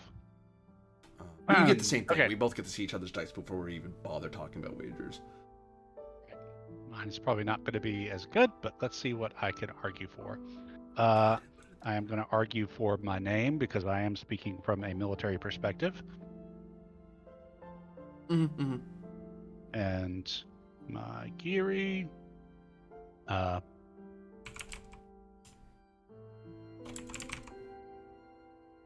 Can I claim the wisdom bonus? Oh, you both can. You're right. Yep. Okay. So he's at 8. Now, you're right. can I use his tag of ambitious? I know his tag. He's gonna call it your tag as well. Okay, so that'll just be a wash. But much. we both gain. We both just have Okay. that just changes what our dice pools are. So he goes up to 9. Is it just 1 for tag, or is it 2? I think it's. I don't know. You'll say in the thing. 2 for aspect. For an opponent's tag, basically. Okay, so we each go up 2. Okay, unfortunately, I'm not being devious. I really need to buy myself another reputation. Well, I mean, because it only costs 1 to buy it, and then you've got to, it costs 10 to raise it. Yeah.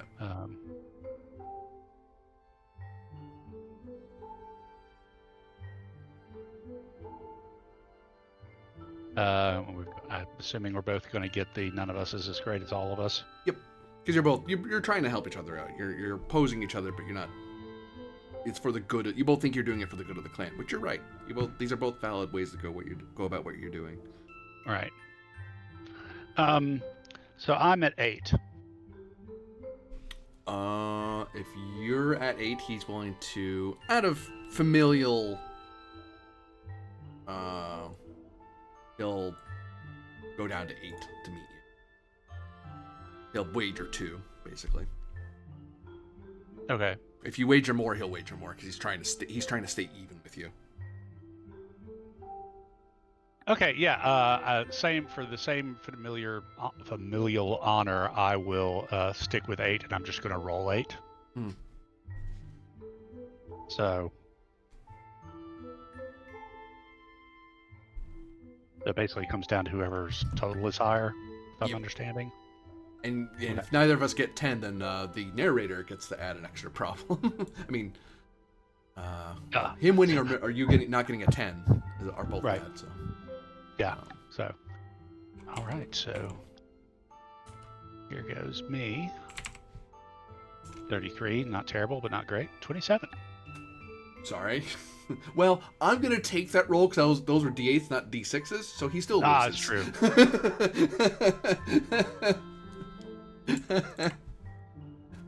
Basically Sorry. changes one of those 1s to a 2.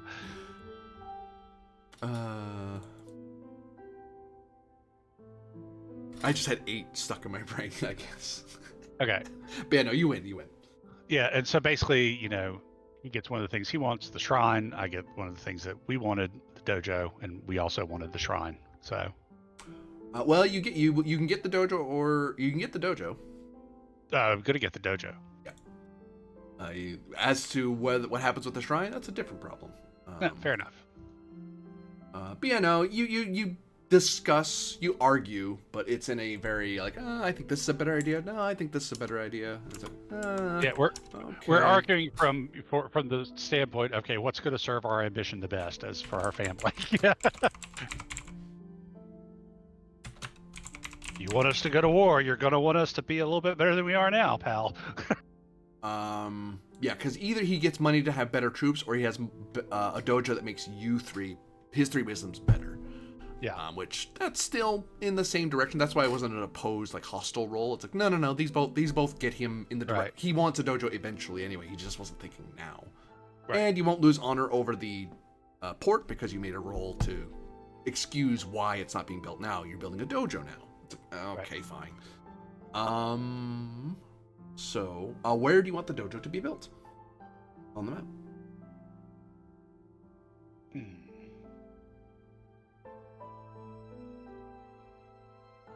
Now I need to look up how to say dojo in Japanese, or how to write dojo. I should say it. I already said it, dojo. That's the word That's how for you it. Karate house. Karate house. Get away with you. Karate hasu. I'm sorry, Japan.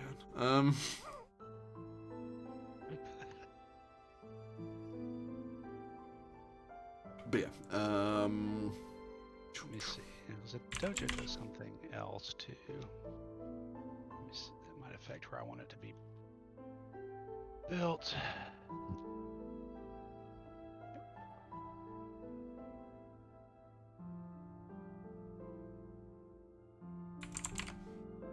Well, it does give us an extra prowess wager every season too.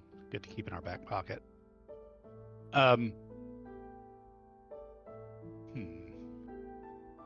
Do I want to build it in where the castle city is, or?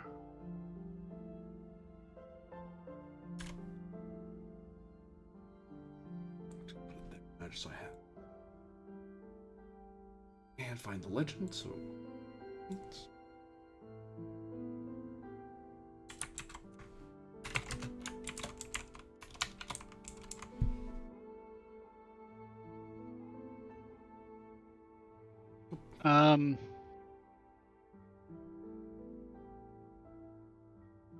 Kind of tempted to build it like here near the port and the castle.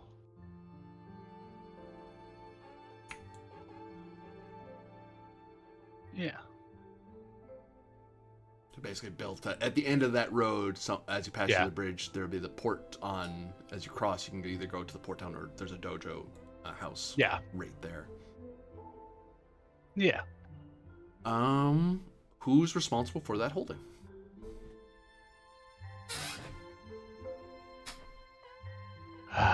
Well, I reckon since I argued for it, it ought to be me, but it could. I would say either me or Takahashi because, I mean, it does also affect prowess, and he's the prowess guy is Yojimbo. Yeah, the only person who has as much prowess as him is Shirakawa no Seigen, really. Right. Arguably Kuragane Koji, but I don't think Kuragane is that. No, he's primarily prowess. He just doesn't have as nice a sword to cover the distance.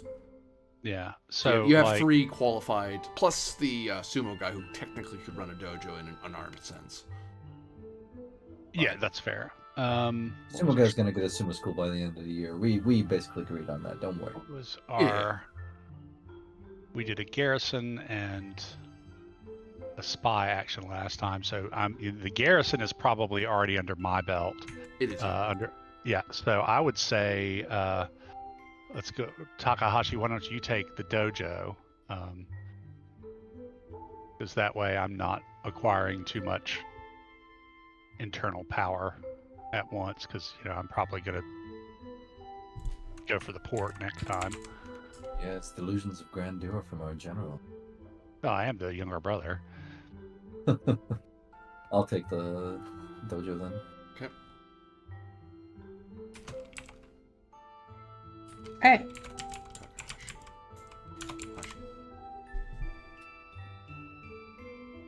I did list holdings.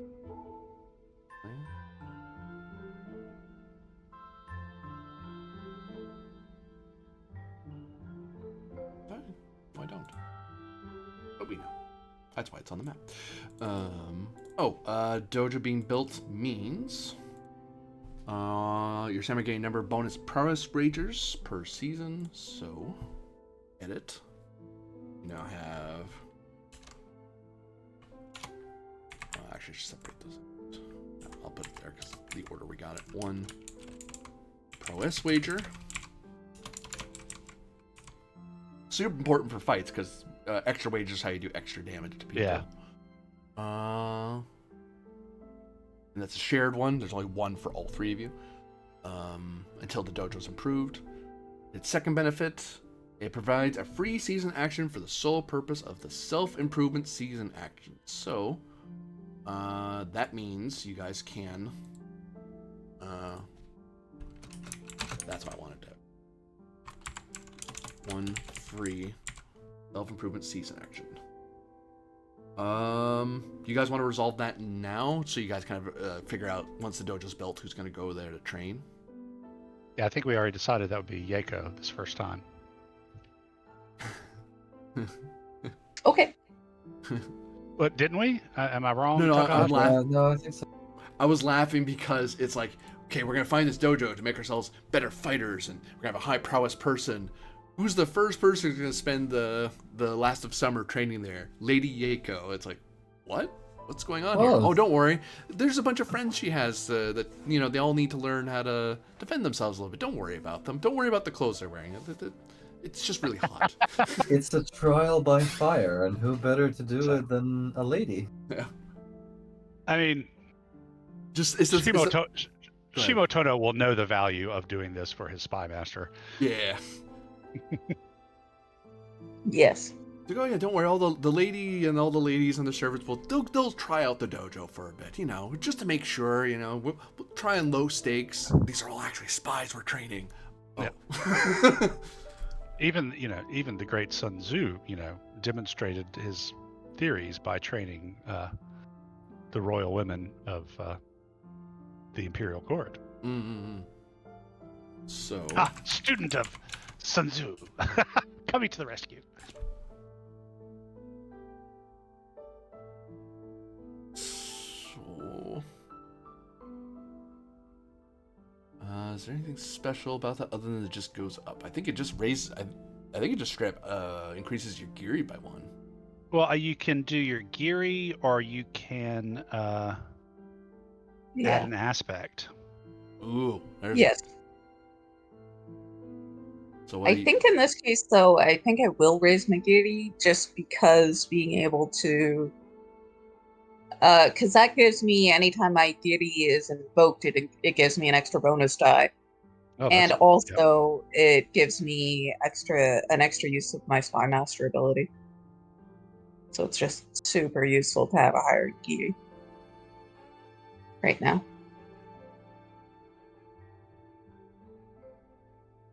And as a highlight, if you guys are planning on taking more aspects in future seasons, you can only have a number of aspects, 3 plus a number of bonus aspects equal to your wisdom. Okay. And if my wisdom is a weakness? You can only have 3 aspects. No! You're not smart enough to have more than 3 aspects. I'm a bit of a dum-dum. Huh. You are a very simple and straightforward man. That's how I'll say it to be polite. So then comes the question before the court. Liu Guan Yu does look like he's going to say something, but by virtue of him being outsider, unless someone tells him you want him to talk, he can't. He has to wait till the very end. But he has something he'll say at the end, unless he's called upon. Just letting you know that he has plans. I don't think we can call on him anyway in this setting. You can if you guys knew what it was he wanted to bring up, or if you really just wanted him to talk right now. Right. But Now, see, Daimyo, all this business of dojos and everything, it's all cool and that, but I want to see what the Chinaman over there has to say. So, the question now before us is the construction of the Shinto shrine. It is a thing that is an aspect of our province that we have had a Buddhist temple and a Shinto shrine. It has been a tradition that I will admit, I have not personally adhered to very strongly in my life, but it is a thing that many do. Many of the people here of Dewa do, and some within this very court, especially among the esteemed, that adhere to. So I would feel negligent in my duty, in my giri to you all, to not re-establish the Shinto shrine. However, there is now a question as to... Well, firstly, there is a question of whom the holding would fall to, who would be its guardian. We do not have an onmyoji in this court. However, we do have in our presence the bearer of the Shiraka no Sengen.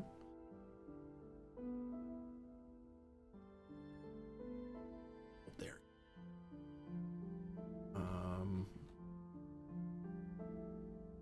Mizuno Hiroshi.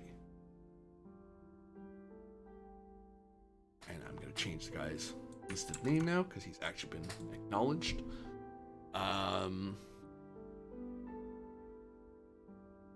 We also,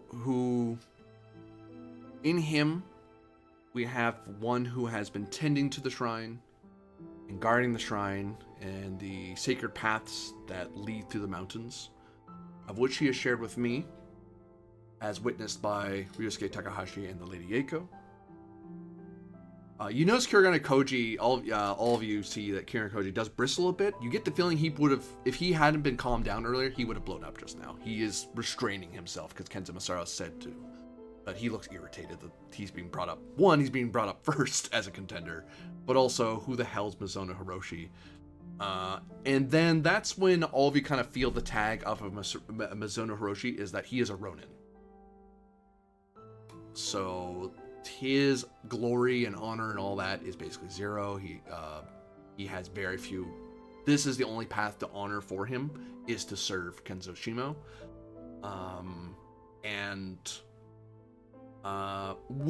Thankfully, wisdom is the virtue of the clan, so people are, now that he's been named, people know who he is. They know him as the samurai who turned away from his lord and abandoned his duty, who many thought had committed seppuku. They had presumed he had, because his lord's no longer here. But the fact that this old man is that man, now it starts dawning on people, oh, it's that guy. He's still alive. How is he still alive? Why is he still alive? But Kenzo Shimo just carries on.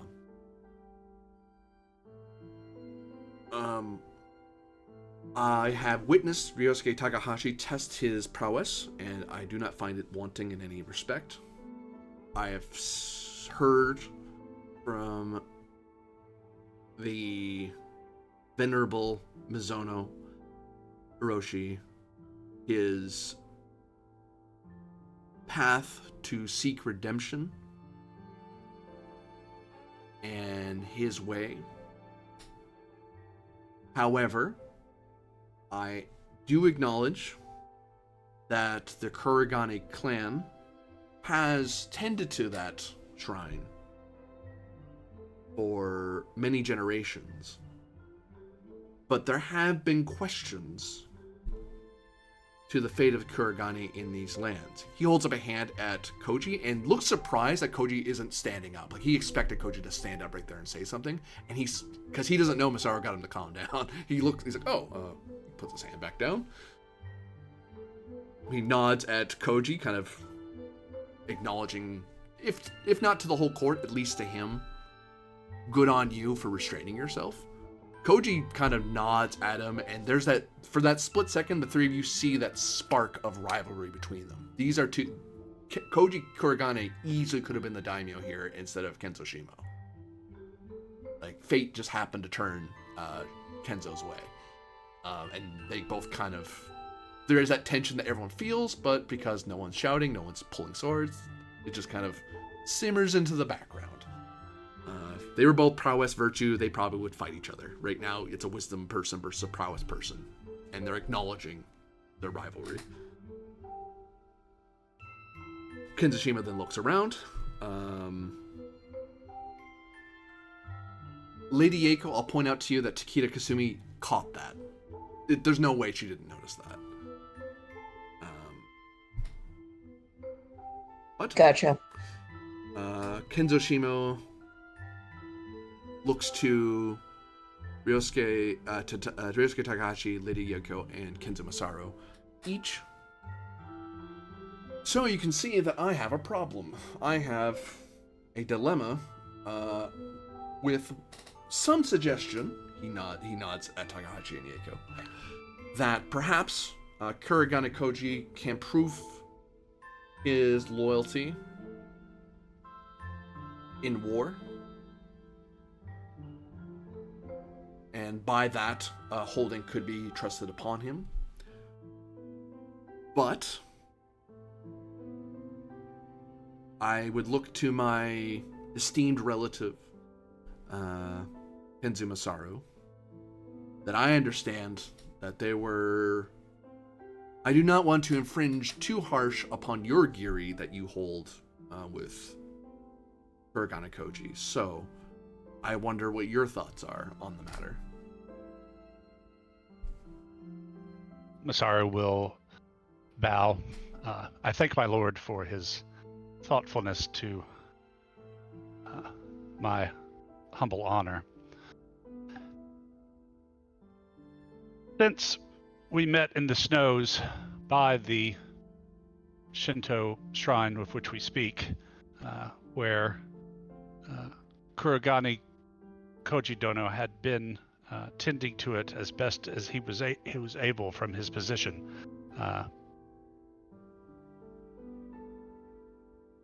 Koji Dono has become my trusted right hand. Indeed, he has held my blade when he has held my blade in the bathhouse. I'll put it that way. Yeah.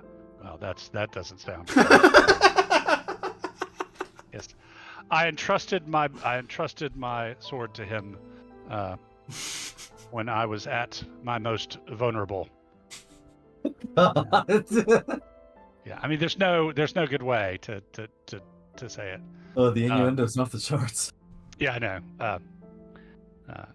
Kasumi will time politely hide her smirk behind a fan, yeah. as she knows the truth and she knows you're stumbling, and it's like, this is kind of funny. Thankfully, though, I would ask for a roll. Thankfully, though, you have a very merry court, so there are some chuckles at your expense, but there's no honor lost in that because, Right.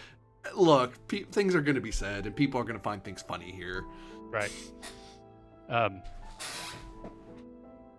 Time and again, I have trusted Kurogane Koji to guard my back, and time and again, he has had ample opportunity to betray me and the Kinzo, even after the actions of his brother resulted in his elder's death. His grip on his clan is sure and secure, and I find his honor and his loyalty and his pledge of allegiance to the Kinzo to be true from the deepest part of his heart and supported by his soul, both from within and in the blade of his sword.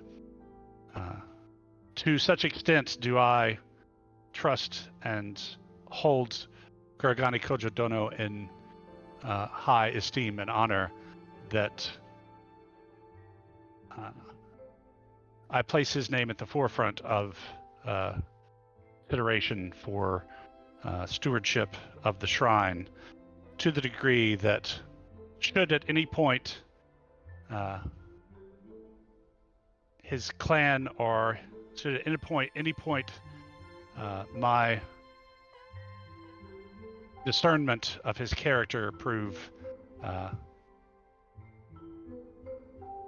misguided, after I have dealt with whatever issue arises from my mistake, I will return here and give up my life for the dishonor.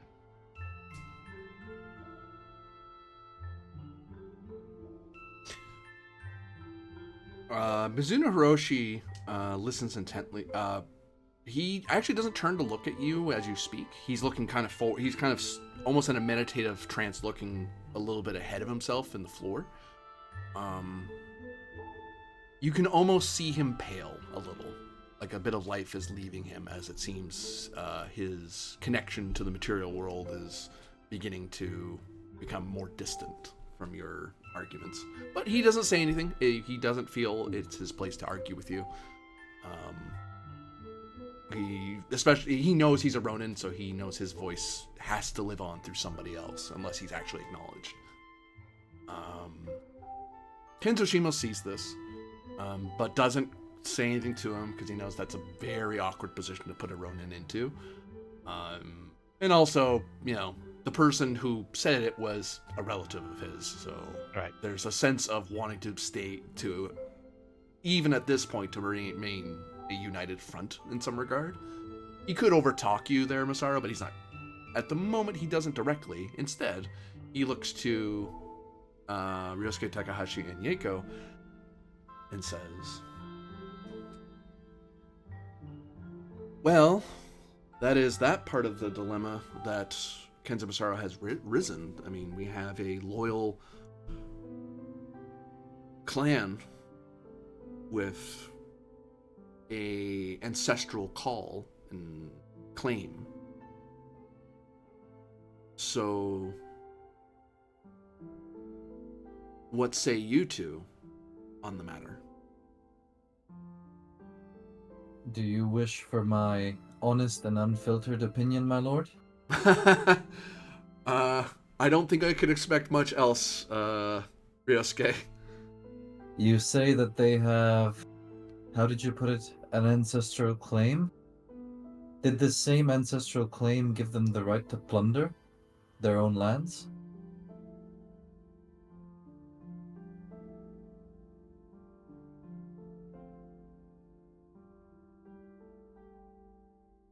Kenzo Masaru, I will warn you mechanically, if you don't defend Koji here, you're gonna lose honor.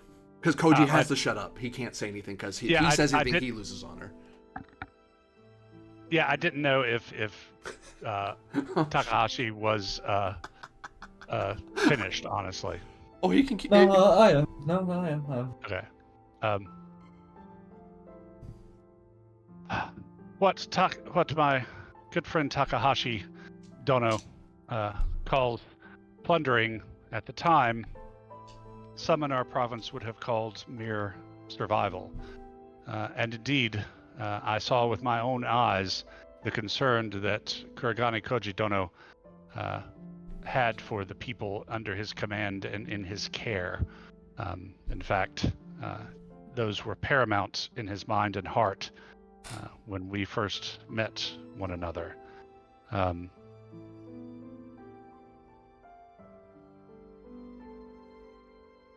And I will note that because of Kuragane Koji, now the rice farm and other villages in Dewa province are strengthened with men and their families who have seen the honor of Kuragane Koji Dono and taken strength and wisdom from that to return to their own lands and to add to the bounty of the province.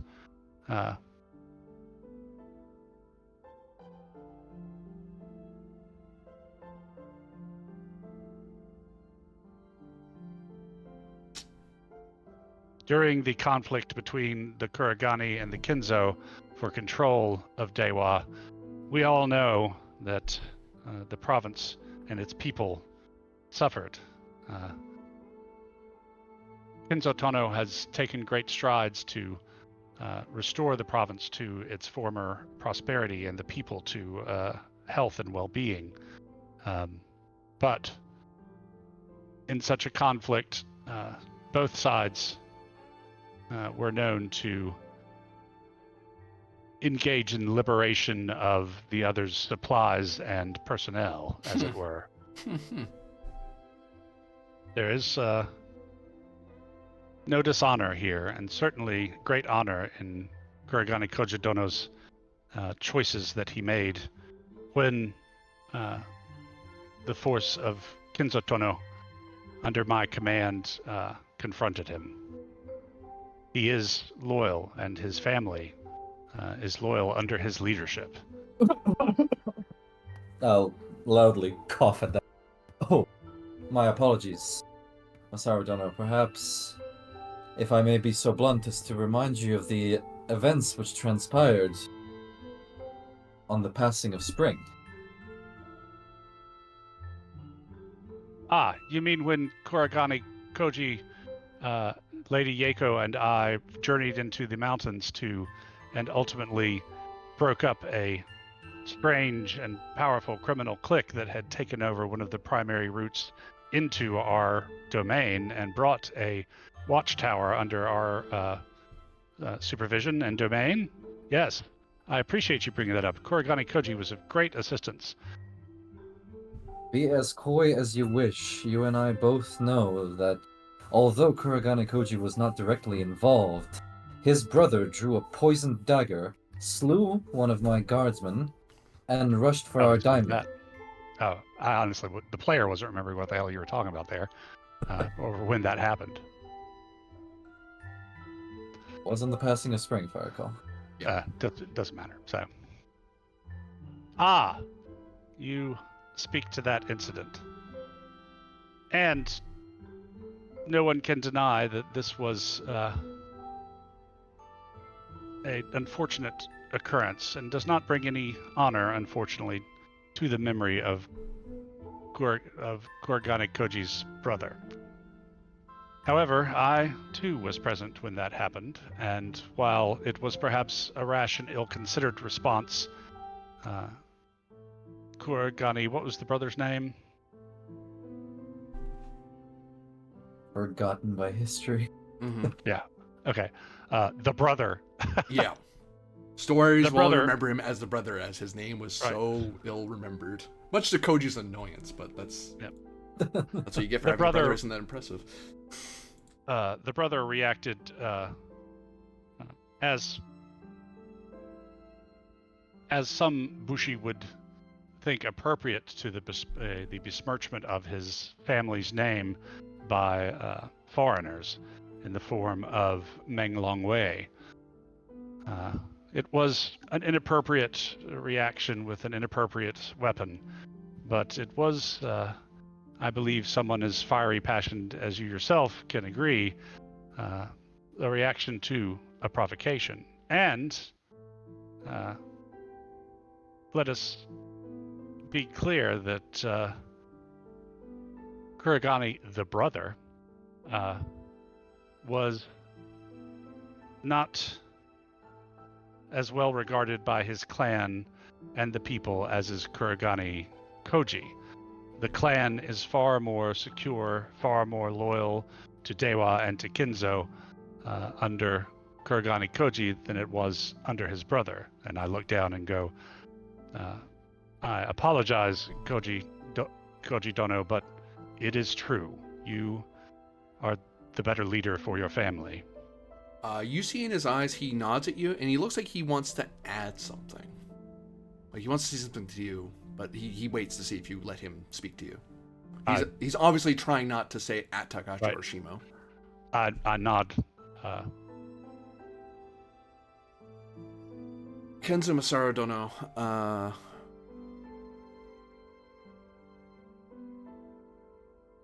I would bring to your attention that a question of honor was brought up by my brother. But also, I am led to understand, a question of honor was brought at the shrine by the Sword Saint. And in the two instances, a samurai died and a ronin lived. Okay, can you guys tell me what happened at the shrine that he's referring to? Nothing. Nobody died at the shrine. He's referring to that his brother, who was a samurai, perished, and the Ronin, that's the Sword Saint, lived. If I got that correctly. Mm-hmm. Oh, I have so many bad things which I could say to this person. No. I'm sorry. I'm not following that statement, GM. Can you clarify what he's? Well, There's something there I'm not getting. Takahashi got into a fight with Kuragane, the brother, and that guy died. But Ryosuke also got into an honor duel defending, I believe it was Shimo's honor, if I'm not mistaken. My honor. He Your called honor me in an particular. animal. And Well, oh actually, yeah, he was called making me fun of and you. That's right. Shimo. I remember now. He called Shimo and me animals. So yeah. Yeah, well, yeah. He made a remark. Hiroshi made a remark against Shimo and Takahashi for not acting a certain way, and Takahashi challenged him to a duel with swords, ancestral blade to ancestral blade, and he did not. That fight would have been to the death, but the first strike was to knock away Hiroshi's sword, Mm-hmm. and then he said yield. Hiroshi refused to yield. He said, "Fine, we continue. I'm not going to kill you while you're unarmed. Get your sword. We're going again." It's only because Yeiko and Shimo stepped in, and well, Yeiko primarily because Shimo was staying out of it, as he does, and managed to talk Takahashi around and Hiroshi around to go, you can stop the fight now. We have another way that doesn't involve Hiroshi dying here. So you have two fights, one where a samurai, someone who has a higher station, he was killed, even though he did do a wrong. And then another man who also did a wrong, who was a ronin, a far less, he's still Bushi, so he's better than a commoner by far. Even as a ronin who abandoned his lord, he's still better by being a Bushi, but he is a ronin. And that guy lives and sits in a hall. So Kuragane is kind of highlighting that as a point of hypocrisy. But he's not saying it at Takahashi because that'd be insulting him. He's saying it in the most roundabout, courtly way to do it. He's saying it to you, so in earshot of Shimo and Takahashi. But also Right. highlighting to you in case your character didn't know, and now your character has a moment to go, oh, wait, what? And then probably has to wave over someone to kind of give him a quick little like scroll of like, hey, what was the report on that? Da, da, da, da. Okay. Or he may have known it already. He just needed a reminder from Koji. Yeah, saying that. sorry, the player, since I wasn't there last week. Yeah. To be fair, your character was off overlooking the port, so you were Port, kind of yeah. busy. Yep. May I quickly step in? Unless Masaro's jumping on you. Yeah, I mean, just keep in mind he was talking to me rather than, yeah, I mean, keep in mind the way he framed that. Oh, I know. My lord, perhaps it would be prudent to note a few facts. First let me preface this by saying that I shall be completely honest. My disdain for the Kurogane family reaches the bounds of heaven and earth after a quite devious attack which involved poison. Correct me if I'm mistaken. I'll go over to the courtroom. The only ones who would dare use poison are the honorless shinobi, which stalk the knights. Or perhaps whores. Kasumi kind of gives a look at Right. Yeiko and then looks at Takahashi and looks at Yeiko and is like, wow, okay. It would be ill-advised to compare the Kurogane clan with such people. Oh, I wholeheartedly agree. Which is why I am proposing a solution to our little problem, perhaps, as to who should run the Shinto shrine. My lord, Hoshinrei in the Buddhist shrine, correct me if I am mistaken, is in charge of spiritual matters, whereas I have been placed in charge of overseeing the administrative efforts of the temple. That's correct, yeah. Would a similar solution not also be available for the Shinto shrine? If Kurogane Koji wishes, he may be, like I am, involved in the administrative matters. But, if I am not mistaken, Kurogane Koji is no Onmyoji. Mizuno Hiroshi knows spiritual matters far more better than Kurogane Koji does.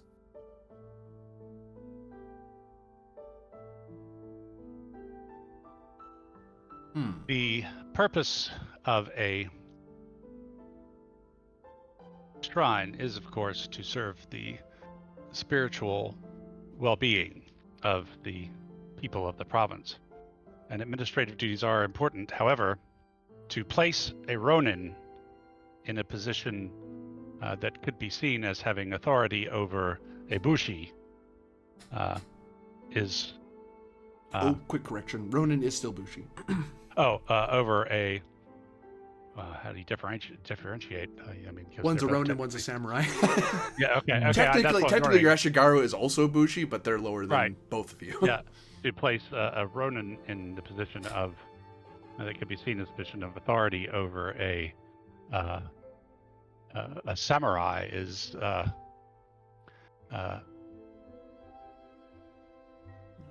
Well, an actually, interesting Masaru, the thing I road. might... but the thing I might say to you, says Kenzo Shimo, it is not unheard of for a samurai onmyoji to administer, to either administer a holding or simply be the spiritual advisor housed within it being administered by somebody else. There is a setup where, similar to how Takahashi does it, Takahashi is the administrator over Hoshinrei. Hoshinrei could be here, but it's better for him in the temple for him not to be. Hiroshi and Koji could have a similar arrangement where Koji is the administrator over Hiroshi. And whether or not Hiroshi is present as my onmyoji would be a question of need. At present, I already have an onmyoji through Hoshinrei, so it would be a dependent question on whether I was asking a Shinto question or a Buddhist question. But that does whether that satisfies what you two are looking for, whether that is what Takahashi and Yeiko are hoping to accomplish. Sorry, he wouldn't say Taka. Yeah, no, he said it already. If Takahashi and Yeiko want that for Mizuno Hiroshi, and whether or not you would want that sort of arrangement for Kuragane Koji, I think that's a way to do it. It does put a wrinkle in the cloth, but it is a wrinkle I think is livable. Well, it's livable for me anyway. Whether it's livable for you four is a question we need to resolve. I don't want to create division. As ever, my lord is wise, and sees to the heart of the matter and the good of the province. Perhaps if what do we call Mizuno? Is it San? I mean, you can't really call him Dono, can we? You could just refer to him by Mizuno. You could just call him by last name. Yeah. Perhaps if Mizuno would be willing to take the full vows as a Shinto priest, thereby removing any question of rank and standing that might be raised by his Ronin status. For many a Bushi has taken the vows and stepped away honorably from one path to another. That might be for the best in this situation. Retirement into godly service. One could say that he was already doing it this entire time, but there was nobody to officiate him except the deer that stalk the mountains. One could also make the same argument for Kuragane Koji's Dono when so I believe this is, and I look down at Kuragane to to kind of gauge his reaction. Believe this could he seems okay with it because he gets the holding, so he's happy with it. I believe this would be an equitable and fair solution to this contretemps. Ooh, I speak French. Southern Barbarian, get him! No, just kidding.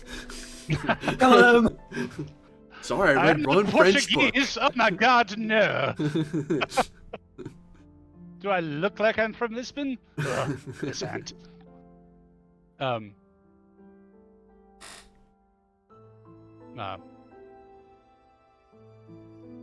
was I? I think this is an equitable arrangement. But if Mizuno is to dedicate himself as the spiritual advisor and spiritual head of the temple, as Hoshinrei is to our north, then taking the full vows would also serve to help the temple and the shrine to exist on equal footing.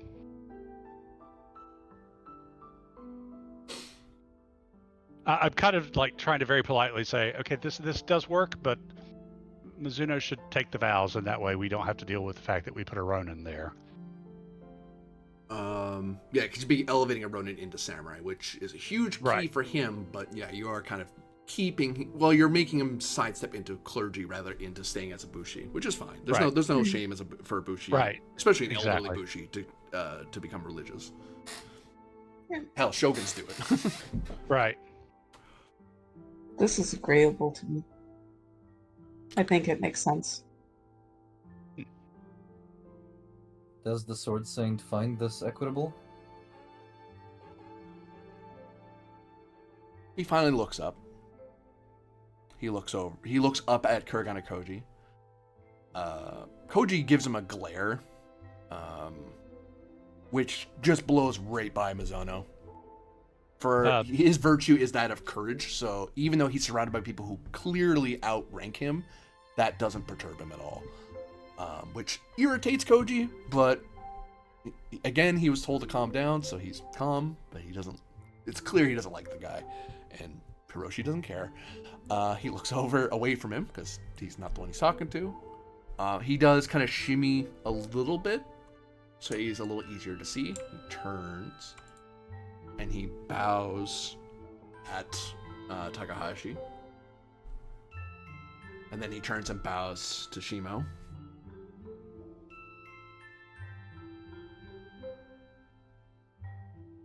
My duty, my Giri,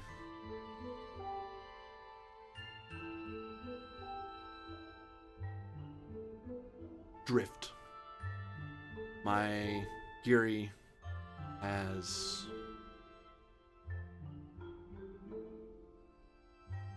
been to myself and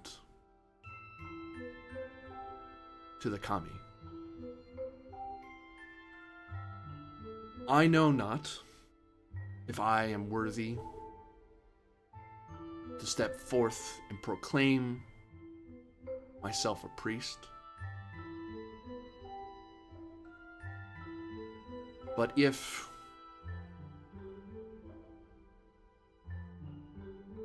I can rest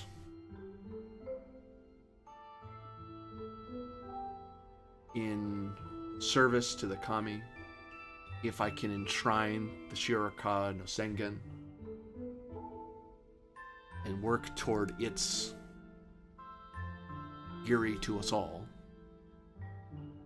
to remind us of the pure and stern ways of our forefathers,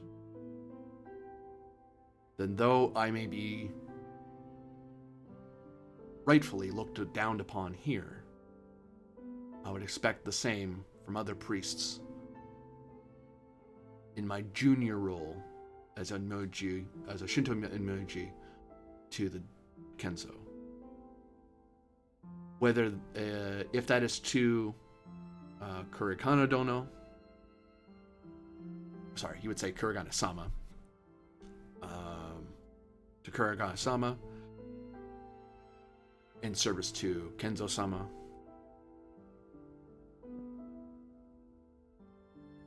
sorry, he would say Tenno. I'm the one screwing up, not him. Right. Then that is a path. And if such time the sacred sword is needed again, then it only shall be unbound by the Kami or by Kenzo Tenno.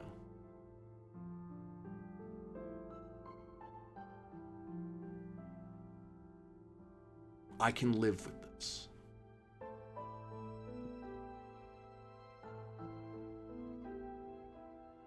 Kurigane kind of sits upright, like he looks, it's very obvious he's not, this puts him in a weird position because it's now obvious that he's a Shinto believer, a Shinto adherent himself. So he's seeing someone far more devout than him, and he's not used to seeing it anymore. So much so he actually kind of forgets that he's mad at Takahashi right now because of what he said earlier. He actually straight up forgets that Takahashi made a crack about his brother again, just out of sheer awe. Good. That works out well then.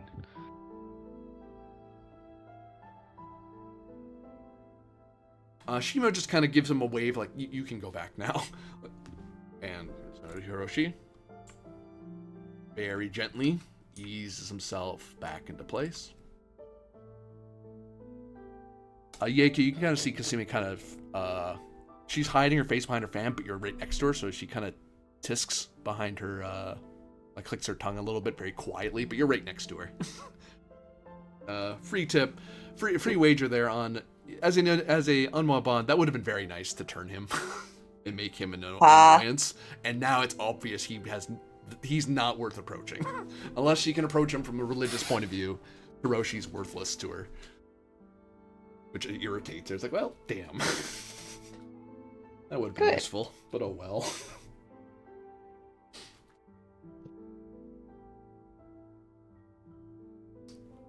Kenzo Shimo looks around and says, well,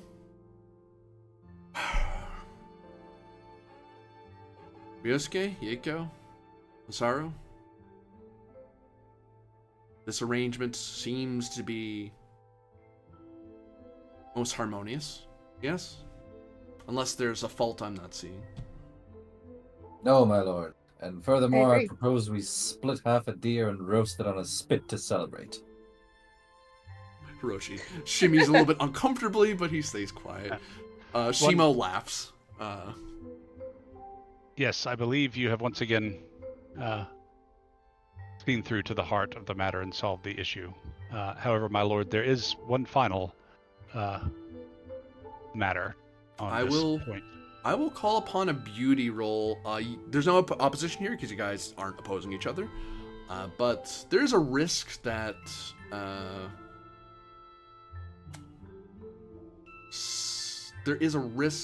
this may bear resentment down the line, at least from Koji. Like right now, Koji seems to be okay with it, but if this isn't handled gently enough, this may build into a resentment. Kasumi won't be able to pivot on Hiroshi, but she might be able to pivot Koji. So this is more enshrining him one way or the other on the matter. But before that, let me do this last bit that I was wanting. Oh sure, go ahead. To do, I thought it was I a need matter. to, no, in front of Koji. Yeah. And I kind of, with your permission, my lord, and I kind of gesture to the spot in front of him. He gestures for you to stand before him. Well, I stand before him, and then and I leave my. I'll actually, because my sword's like on the floor beside me, or do I carry the long sword in here? You would be expected. You would lay if you would bring it in here with you and lay it on the floor next to you, because you might need to defend your lord at a moment's notice. Right. So. And if you move to sit in front of him, you would pick up your sword because it's part of Okay. you and walk it with you, and then sit it back down again. Or if you were expected to stand, you would put it back to your belt.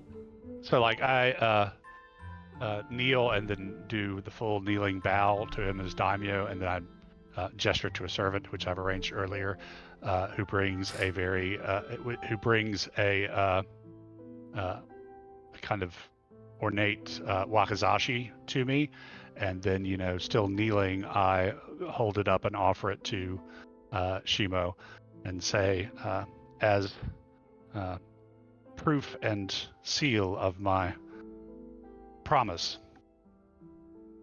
and my honor. So I basically giving him the blade that I will commit seppuku with should Kuragane go rogue.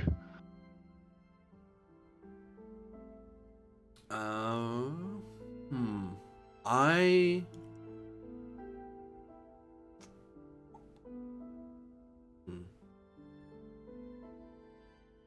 gotta check something. 1 second.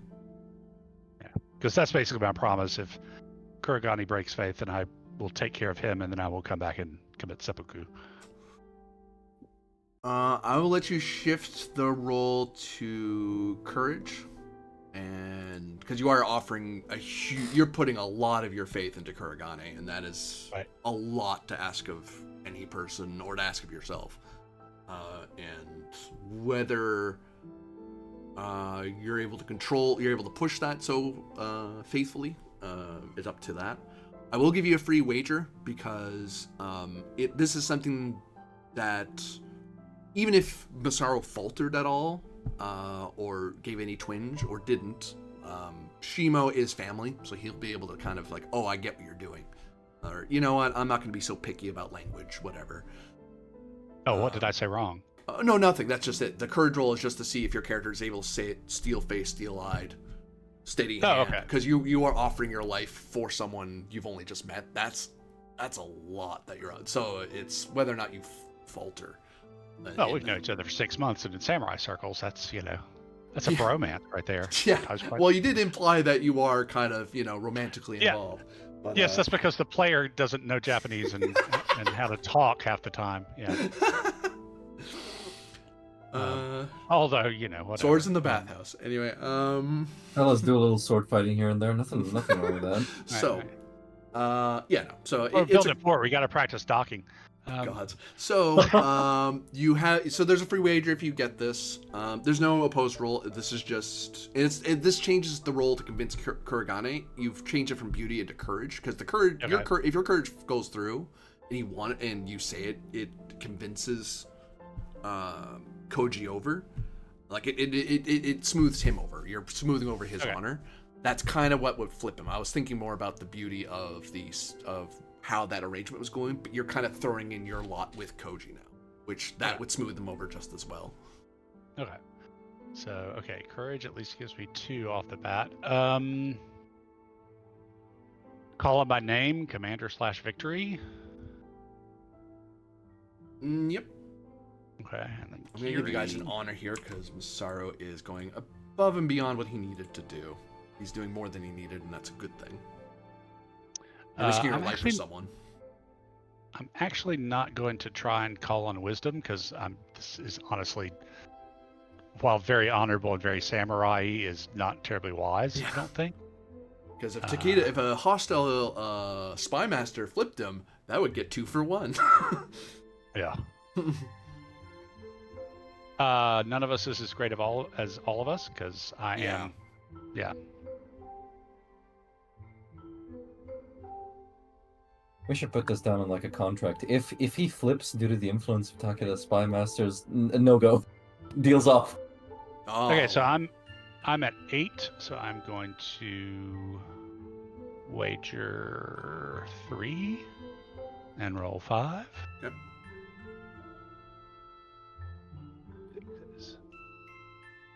You retain privilege. Yeah. So this roll is to do what for Kuragani? So you are with this you are highlighting above and beyond confidence in him.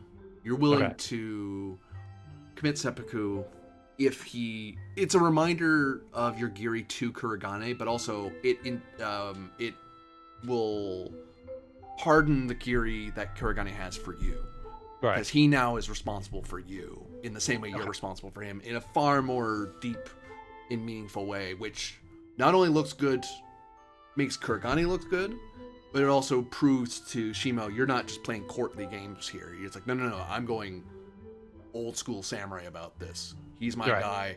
I trust him with my life, literally, and I'm making it literal. It's like, oh, okay, I got it. I have a reason. Which any insults that are flinged at Koji, this will smooth it over because a member of the Three Wisdoms basically is saying he's trustworthy. Right. Okay. So yes, that does smooth over Kuragani and reinforce those bonds.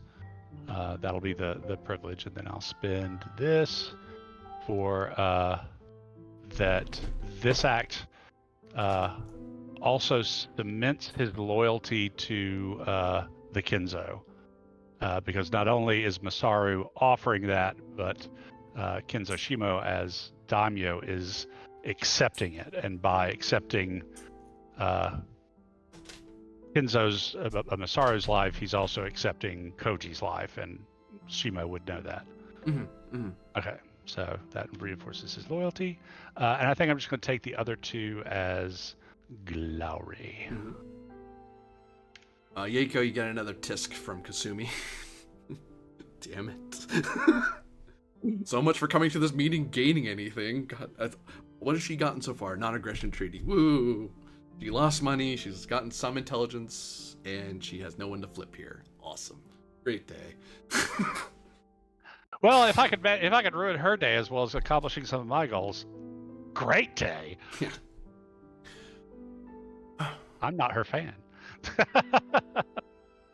Right. Well, that means the building of the Shinto shrine is in order, and the arrangement of Misono Hiroshi as a priest, who is administered by Kuragane Koji, is to be put into effect. Thus, you guys now will build. We know where the shrine is. That's easy. Shinto shrine. Built. And it's held by Kuragane Koji. Mechanically, I'll throw out there that this definitely means that Kuragane will show up at every one of these meetings, because now he's a samurai with a significant holding. He's someone who will sit forward more often than not. But that's okay. You guys aren't trying to. At present, you're not gathering power among yourselves too much. The most powerful of you is friggin' actually no. It's now Takahashi Masaru. Yeko has the weaker position at the moment, which is okay. She's Spy Master. Spy Master has the higher training, so it's an even deal, I think. What am I forgetting? GM had an idea and he lost. Oh, I was looking at friggin' what the Shinto Stride gives you, because I wanted to write it down. Place to honor your ancestors. Thank you, book.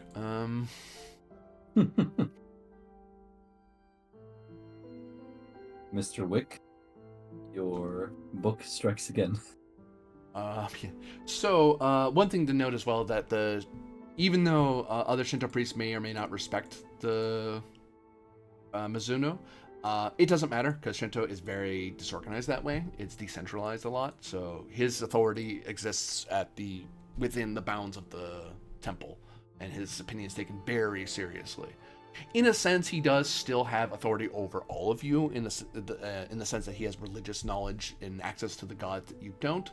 But Bushi have always had a sort of, we have material control over the world, but it's not bad. It's not a great idea you don't kill priests. So actually, if anything, you've actually guaranteed, all but guaranteed, that Mizuno won't be killed by rivals or anyone else. If any old rival or any old grudge goes against him, Kuragane will not only defend him, but every other samurai probably won't think very highly of that fool. It's like, if you kill him, go ahead, but he's serving a particular kami who's going to know you did that.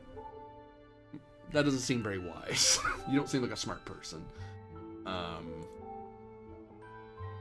But that said, it's not like historically no one attacked temples, because they usually have cool stuff in them. So that said, though, you gain a blessing because of the shrine.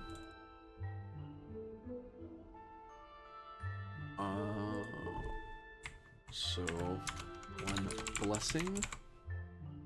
You guys have so many powers. Your province is looking very invasion worthy. Very invadable, eh? Yeah, to have more than one shrine. So I think, do we choose that now? Magic. Because this is the way we've framed magic in our telling of Blood and Honor is that this is more of a touch and feel thing, less a true magic. Meditation benefits. Oh yes. So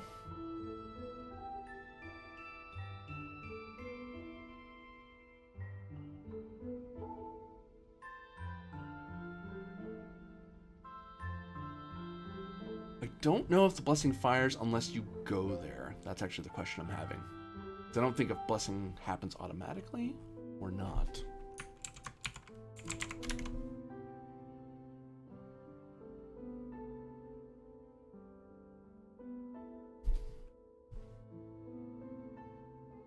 Well, I mean, if we had a player character as an Onmyoji, that player character would be providing the blessings from basically the quote-unquote spell list. But a Shinto shrine gives you a blessing in and of itself. The building does. Because it's presumed you guys go there on a semi-regular basis. Right. I I don't think it says. And it's not an action to go. Oh yeah, well, it's not an action to meditate either. So yeah, that answers the question. So you guys actually have to choose what blessing that shrine has. Oh my lord. So is it the same one every season? yeah, unless you increase the level of the shrine. Right, Then right. it gets an additional blessing. I like how different religions are more or less centralized. As someone who was raised in a very centralized religion, it's interesting in seeing decentralized religion. Yeah, Shinto's very interesting. It's very Yeah. I'm more familiar with it from a shamanistic point of view, from medicine men and stuff, First Nations culture, where it's like there's no central authority. Every shaman is their, every medicine person is their own thing. But disrespecting any one of them is always considered a bad idea. So I think I understand how the Shinto are about it. It's like, yeah. How important is this priest? He's as important as the land he's on. What if you leave that land? I wouldn't worry too much, but I wouldn't talk bad to him either if I were you.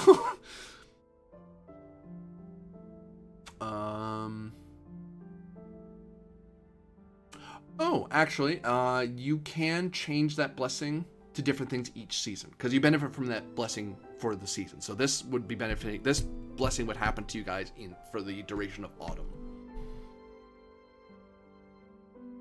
The page 67 of the book forward. There's quite a few blessings. You guys will want to figure out what that is for autumn. Hmm.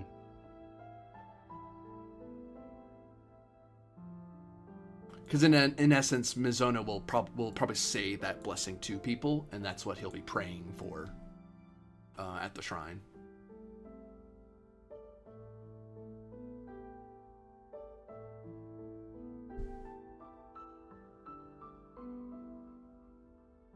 And actually, to help you guys along a little bit, what are you guys narratively hoping to get from the shrine? Like, what is the thing you guys care about the most? That'd be a way to Peace think of of it. mind. Mostly Peace of mind. The priest is as important as the kami they represent in the land they're on. Yeah, that's true. The priest of Fujisama is a little more important than the guy of some river or some tree. Though the tree is sacred and everything, but you know. Like, oh, you're gonna take out Fujisama. Like, I don't know if that's a great idea. Fuji covers a lot of places. But anyway. I have no sword, no castle, no armor, no enemy. Mm-hmm. Friends. Talent. Tactics, no principles, yikes. No miracles, no designs. Strategy, no law, no limb, no ear, no eyes, no body, neither life nor death, no me, no home.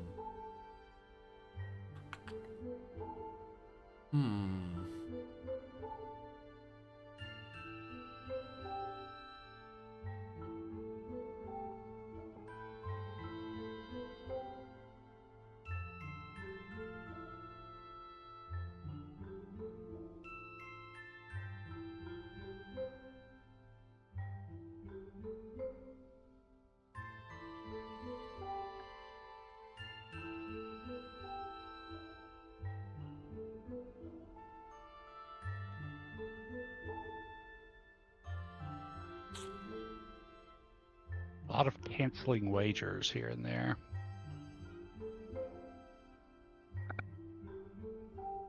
Ooh, what about I have no ears, I make sensibility my ears. Invoke this blessing after another character has spoken to you. You know whether or not that character is lying or telling the truth.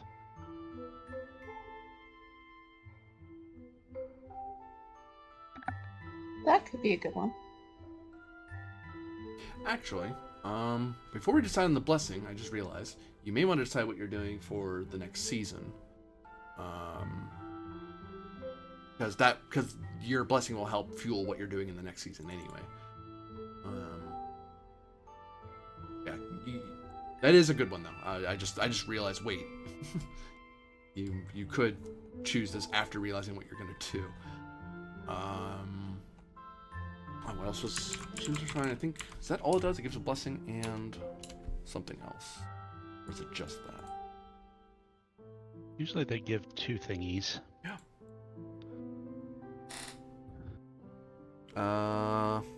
Nope, it's straight up just a blessing. Which, hey, blessings are powerful. Yeah, that's true. Still getting used to the idea of different ranks of divine beings. All the kami are divine, but they are more or less different important things. Yeah.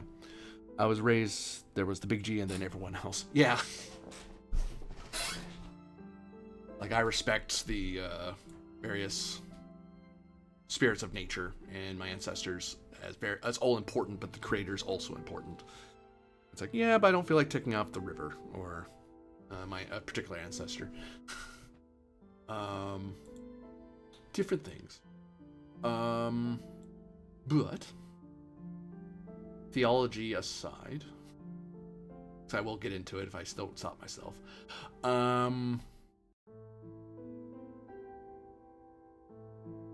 Yokai are the find out arm of the kami. The river can kill you. Better pay respect. Yeah. So the question becomes, so Kenzo Shimo he's currently leaning, as he said before, he is kind of itching for war against somebody, a viable target, as he said. So he'd either be looking to go to war with Sagara or Date, and maybe Usugi. Usugi's because their gear is the same.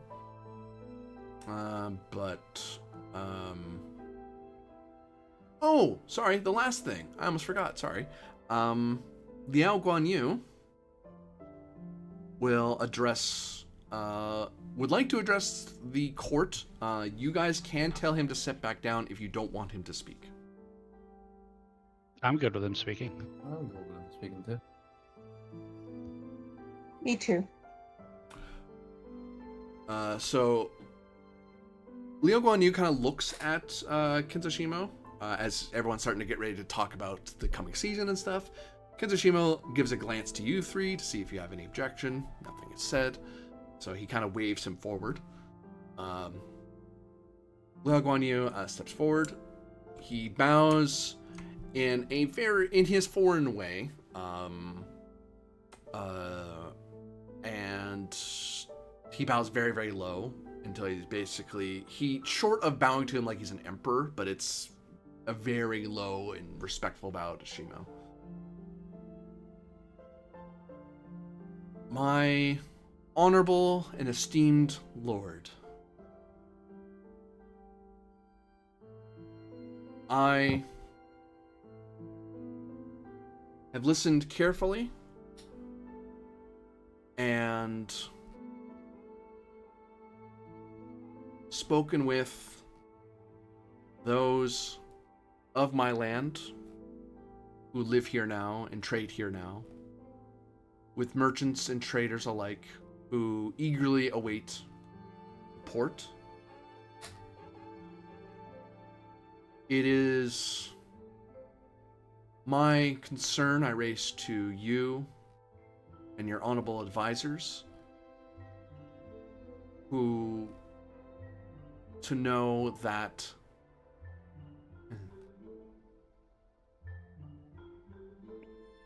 Longway have their struggles and conflicts. However, Meng Longwei is a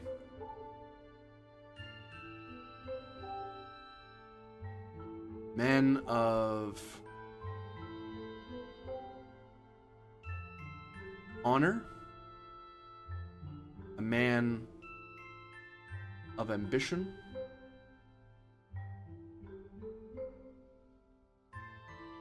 and I believe that in time he too shall seek to grab at the reins of your control. So I know not of the power truly of Kenzo,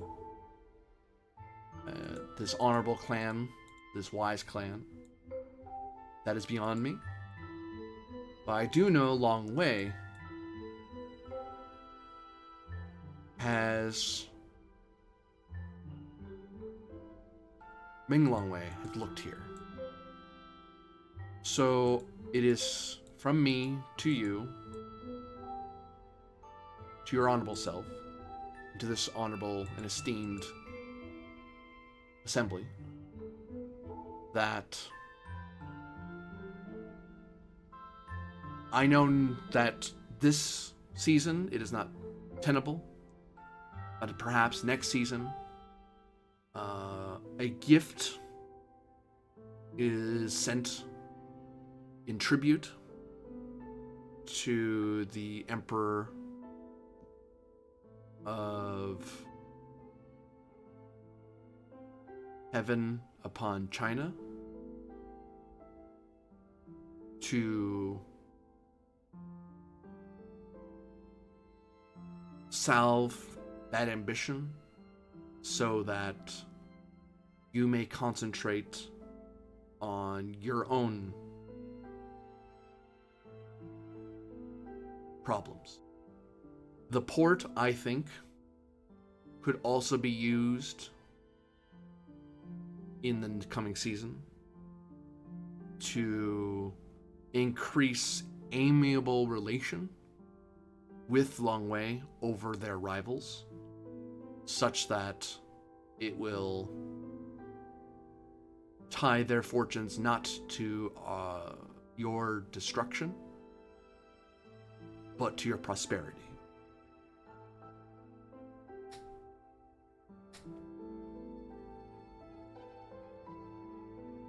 And he bows again. What was that? Guy gives good advice. I was going to ask at some point about a gift to lower that war score. And actually further, the other thing I'll say mechanically he was hinting at is that once the port is built, one of two things can happen. Either it would be treated as a holding to Longwei in the sense that they are like the port's dedicated just to them. Which isn't great because it does give them a holding in your territory. You're kind of ceding some ground to them just to give them no reason to war with you.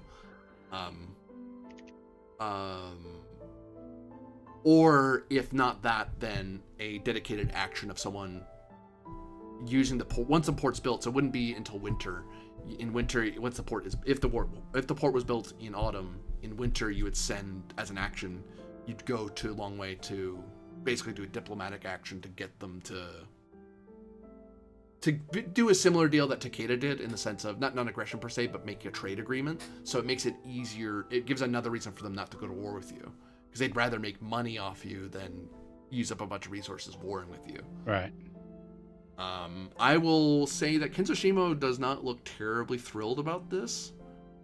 He's not mad at Liu Guanyu bringing it up, but it's not in his character. It's not in his nature to give ground, especially since he just gained. He has the port he really wants. He doesn't even have yet, and already he's having to think about whether or not he's giving it away to some foreigner. Yeah. So he does look to the three of you. Right now, his contention is just to say no to this petition. Like, he's not either just say no or just blow it off till next season. Like, I won't decide till next season, but he could just straight up say no, I'm not doing this, or yes, I am going to do this. But how you three feel, he's not sure of. So a diplomatic trip would be a season action. Yep. Okay. It'd be an unlisted season action. It's not in the book, but it's something I would say. Yeah, that there's a special thing you could do that would bring down. But it would eat up basically an action. Yep. Yeah. Okay. And it would bring down as much as the geary of the person you're sending. So the more important the diplomat, the more the war score would be drawn down. And is like sending a gift an action, or is that just sort of like, oh, we have a koku and we're going to send it as a gift to the Emperor in Longwei, and that works? I don't see it as a listed action. You could just say we're spending. That'd be what you're spending the Goku on. So you could spend the Goku. Yeah, because it's like it's the number of resources you spend is how much it ticks down the score. Yep. So okay, I just wanted to. But I will say, if you guys want to do the diplomatic action, you need a port built first before you could go. Right. Because you need, especially if you're bringing along a lot of goods, you'd want to have easier travel. You'd want a ship, not a boat. Right. You're saying we can't take a rowboat over to China? Apparently not. That's such a shame. Masaru will say, it is true that at some point in time, we will need to look to diplomatic efforts, if for no other reason than to secure various flanks while we move in another direction. However, I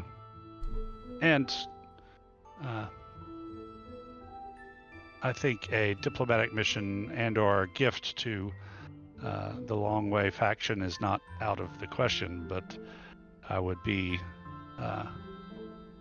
strongly opposed to feeding a port that we have spent time, money, and effort to build to anyone, much less a foreigner. I agree with Hatamoto, my lord. I am against groveling towards the dragon in the terms of giving away our precious, holy soil, might I add.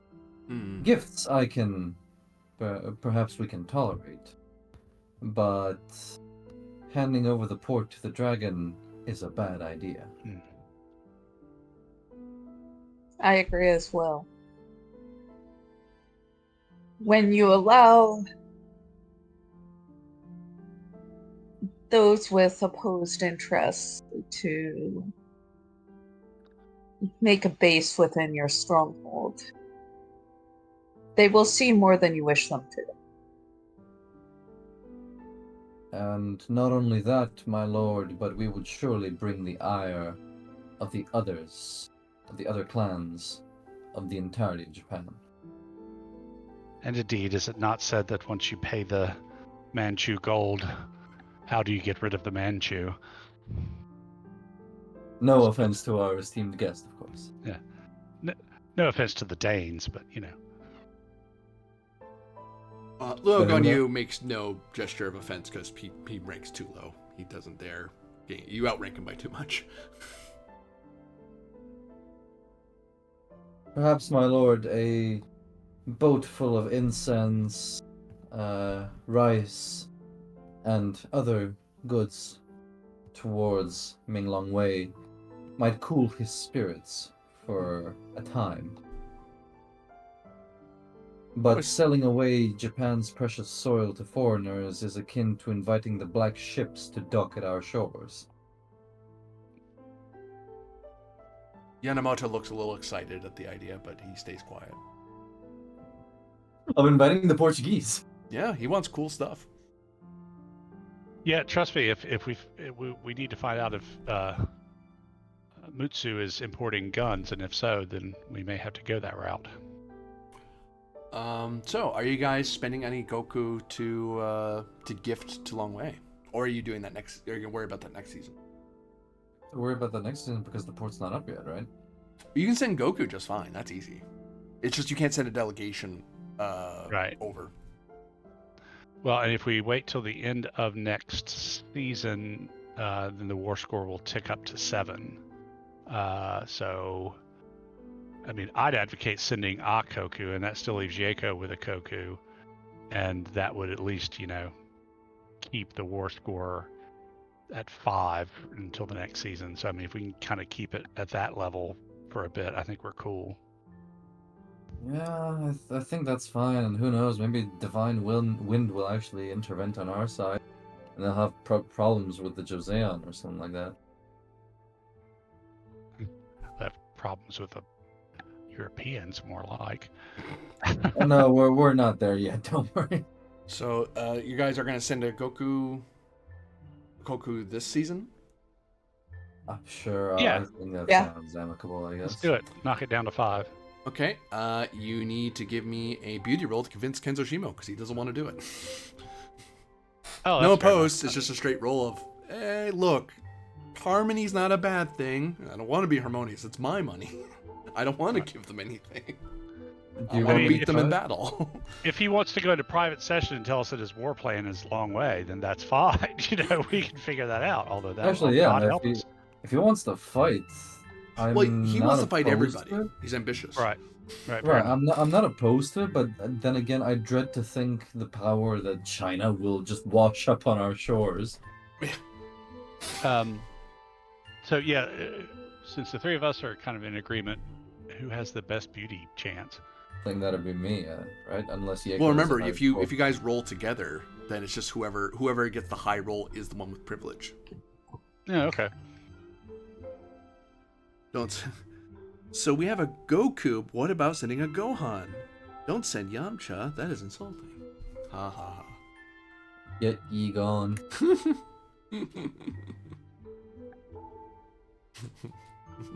Okay, I'll try roll. Geary doesn't come into play here. Virtue of Wisdom. To try and buy ourselves more time. The wisdom is the pursuit of truth. There's no truth being Okay. bought here. Nothing here either. Truth and knowledge. The clan's name. 3 wisdoms. Yeah, you guys are discussing this. Yeah. Okay, that's another 2 dice. My name. To clear or to help or assist. Mm-hmm. Okay, that's another die, so I'm up by 3. Aspect of none of us is great as all of us. Yep. So that's another +3. So we're at 6 now. I'll just take that. So I'm at. Did you add in your actual beauty score? I'm at +6. I'm just gathering my dice. So okay, I my thought you- beauty is 3 + 6 is 9. I'll wager 2. Don't roll yet, though. As if anyone else is assisting, they need to figure out how much they're wagering. I'll assist. I'm going to call in my name and Geary because, from my perspective, this is definitely a military consideration. I'm worried about the war score Mm-hmm. on a middle level. And then I got the clan name. I got the none of us is as great as all of us. What about devious? Because I don't know how devious you're being about this, honestly. well, I guess I'm not being devious on this roll, so never mind. But that puts me at 8. So I will wager 3. Yeko, are you assisting? Um, Or cooperating, better way to put it.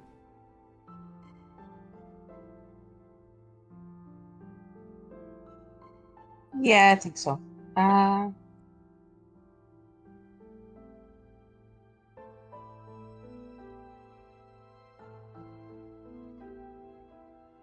Don't think my. Well, maybe my duty does apply on this one. Because I'm trying to avoid having a hostile power get a base to launch spy activities out Yeah. Mm-hmm.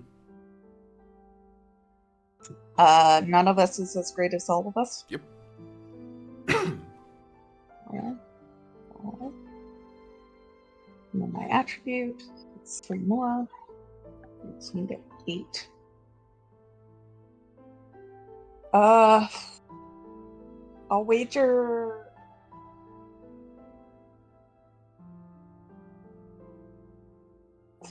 Roll 4 on it. All right, you got your wagers, folks.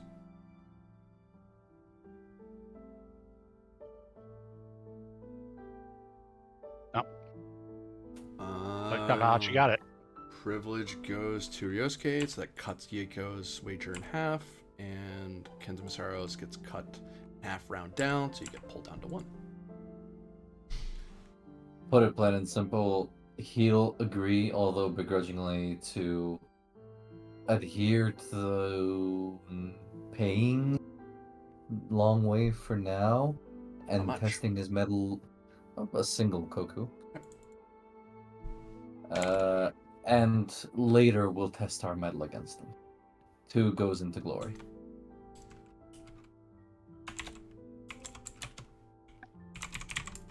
So that gift's basically gonna be sent by merchants. Like it's like, hey merchants, here's a holy crap ton of money. Make sure in goods, get it to them and tell them it's a gift. And it's like, oh, you know, that makes anybody happy. They just got a Goku out of nowhere. They weren't expecting to have this. So yeah, it's hard to go to war when someone's paying you not to.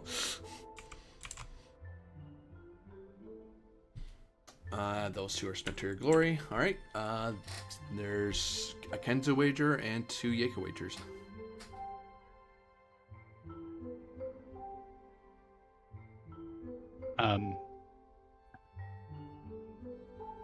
Mine will be that due to Masaru's arguments of using gifts and diplomacy as kind of a strategy in the larger,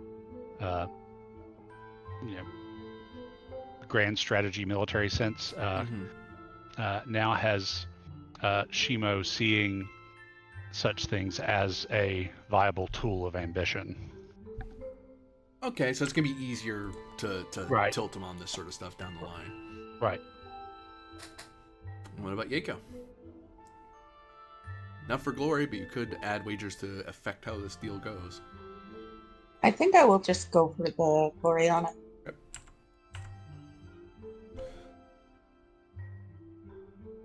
Your advice, Lao Guan Yu, is appreciated. You are making yourself useful to me. Continue to do so. And he waves him off. Somewhat rudely, but Liu Guan Yu knows he's getting he's gonna get a big pat on the back at Long Wei. I will tell you this, he would have gained honor for that. Because, yay, he helped protect his homeland and also served his current lord, so he managed to uphold both his Giri. That was a hard thing to do.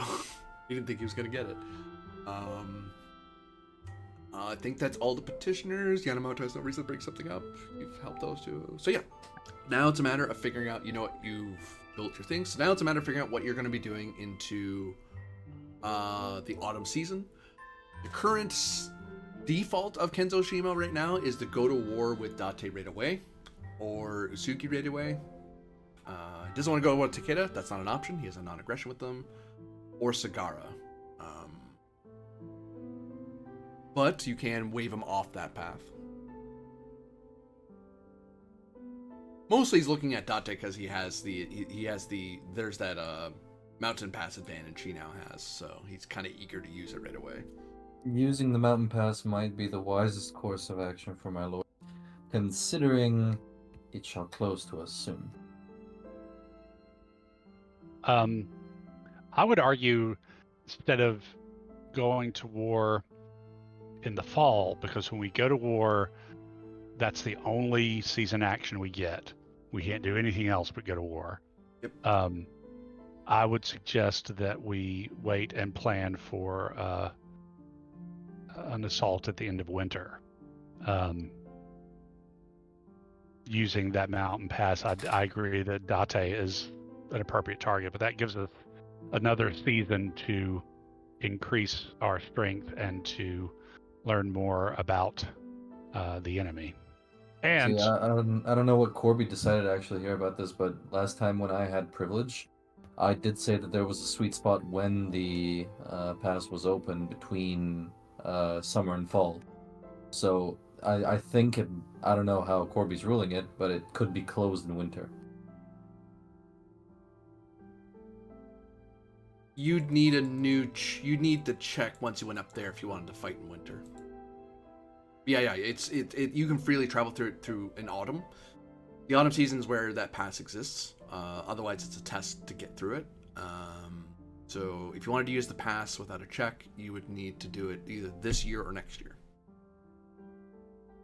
But if you use it in winter or any other season for that matter, you would do a risk of some kind to lead the army through it.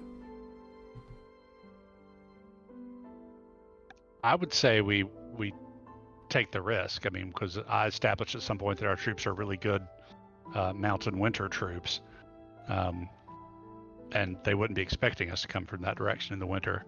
So I think it's a risk that we could probably succeed at.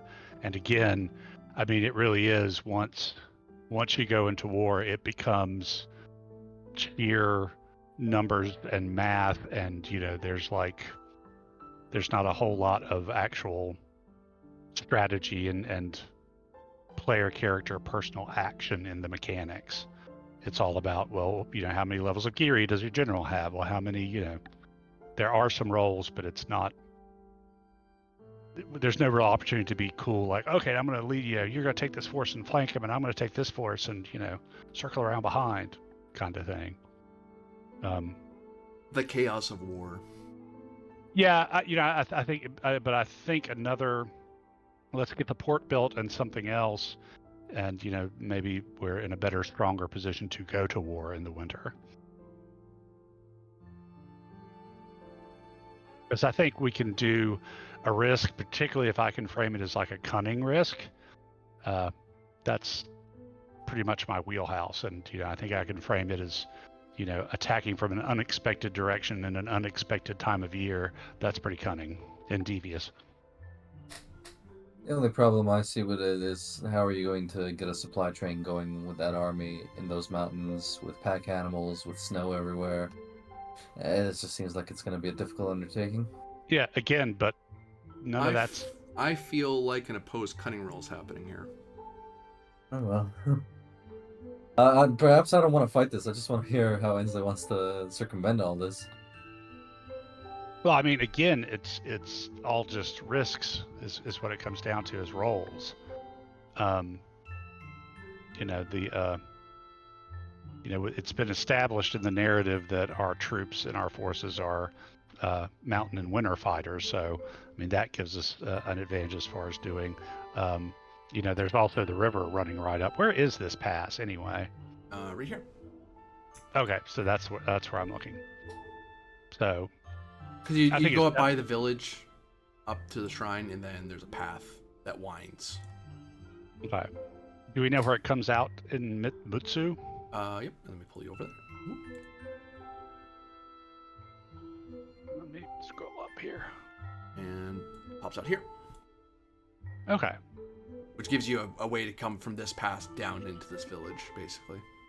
Yeah. Whereas you normally would come up here, you guys actually end up going a long, windy, mountainous way around and end up coming out this way. Right. So it's a real good jump point. Yeah. So yeah, I think it's doable. And once we're in the enemy province, we live off the enemy land. Yeah. All right. I'm not gonna fight you with you on this one, so I'm okay with that plan. Do you want to convince our daimyo? Yeah, I'm going to convince them that waiting to attack at the end of winter is both a strategic and tactical bonus, because they won't be. Not only they won't be expecting us to come from the direction we're going to come, but certainly not at that time of year. Our troops are good for that, and it will give us another season of time to build strength and prepare.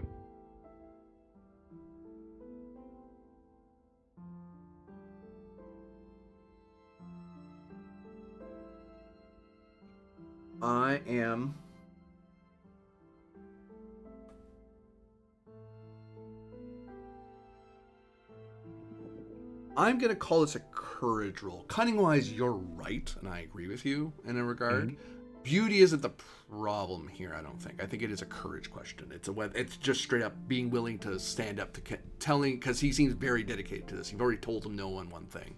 You're telling him no on yet another thing.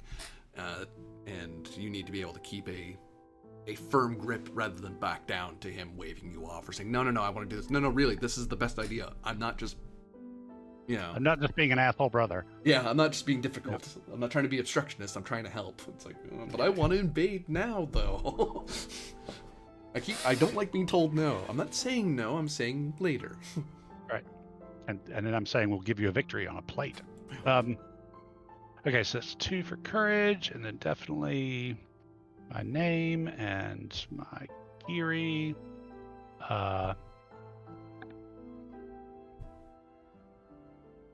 Not opposed here, because Kenzo, like Ryosuke, Kenzoshima's not too wound up about it. 3 wisdoms, maybe? As a shot? I don't think so. You even though you're not being opposed, there is some hesitation on the other side of the board. Clan virtue of wisdom? I'm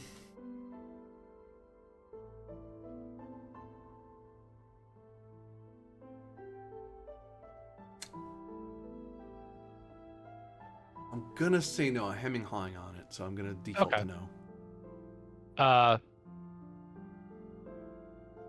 Well, this is to convince him. So while the plan itself is devious, I don't think my argument is devious. Yeah. Yeah. You're not trying to trick Shimo into something. Right. But, I am wanting to go to war too, so we're both trying to get to the same goal. So I'm going to call on none of us is as great as all of us. I mean, you want to go to war, I want to go to war. I just think this is probably the better way for us to successfully go to war. Okay, yeah, I think that's it, which puts me at 7, so I'm going to wager 2 and roll 5. Oh, you just got privilege. Yeah. Well, brother's a little scary, so yeah. So okay, so yes, he is convinced that the tactical and strategic benefits gained by waiting outweigh the arguments for attacking immediately. Let's see. This debate and argument kind of further impresses him with my generalship, and so it will make him a little bit easier to sway in the future when we're having these kinds of arguments. Yep, that makes sense. Also, it's a measure of you being used to it. Right. And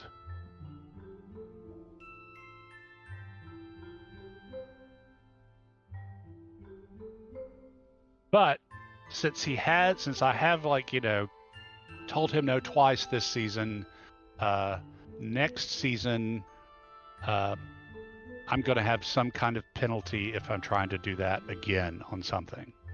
Okay. So yeah, I'm giving myself a ding next season when we're figuring stuff out, and I want to argue against him. All right. I'll keep that in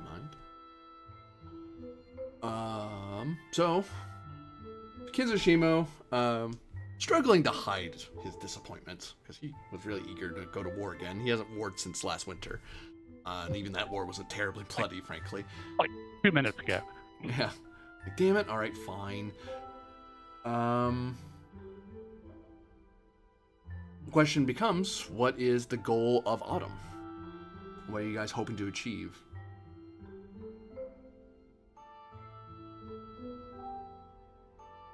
Because the things that Kenzoshima's thinking about right now is investigating either the Yasugi or either the Ichigo province or the Mutsu province. Mainly Mutsu, since that's where you all are kind of agreeing that's where you're going next, honestly. Having advanced information about them or about their generals or what their holdings are like would be helpful to him. So he's kind of keen on you three looking into that for him. He's not too keen on, if he sending Takahashi, he's not sure if he should go along with you or not. It gives Takahashi a better cover diplomatically if he goes along, because the reason you're there isn't to do anything prowess related. You're being a bodyguard. There's nothing suspicious about what you're doing. Hanamoto going there is kind of suspicious no matter what he does. There's no way to dress that up without you dressing like a Ronin. And Yeiko can get herself there, whether one way or the other. He's not too worried about her getting in trouble. Plus she has a spy down there somewhere.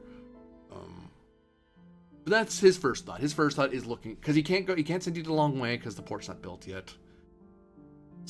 Looking into Sagaro would be nice, but honestly, again, until the port's built, it's not really worth that. The travel would be onerous. Like, there'd be a roll just to get all the way down to Kyushu, based on how far away it is. Ichigo said he could be sold on, but he's not terribly keen to go there right now. Yasugi is dangerous, so it's entirely possible that Yasugi will be doing something. But at the current war score, from what Takeda's told him, he's not too scared about it. Alternatively, sending someone, a delegation to the Kai province might not be terrible, but it's very far away. It's not like he's going to be able to invade them anytime soon. There's non-aggression. But, what's your guys' thoughts? Perhaps my lord would like to send me over to Echigo to test I shall be in the guise of a wanderer to test the metal of Uesugi Kenshin and his domain.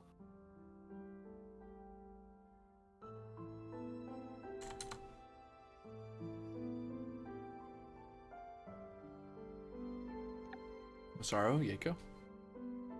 Well, I 100% am behind getting more information about Date and his dispositions. I agree. So is it to be said that that Takahashi is going to Ichigo alone to test their metal, and then Masaru and Yeiko are going to Mutsu to investigate Date? I'm fine with that because I can't play next week. Oh, well, there you go. Sure. Yeah, that works. Okay, so let's write that down in our summer agreement. Investigate Date clan in Mutsu. Oh my god, in Mutsu. Yeiko and Saru.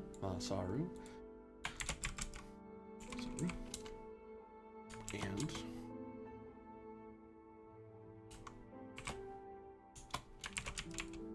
Takahashi tests the metal of Uesugi's forces.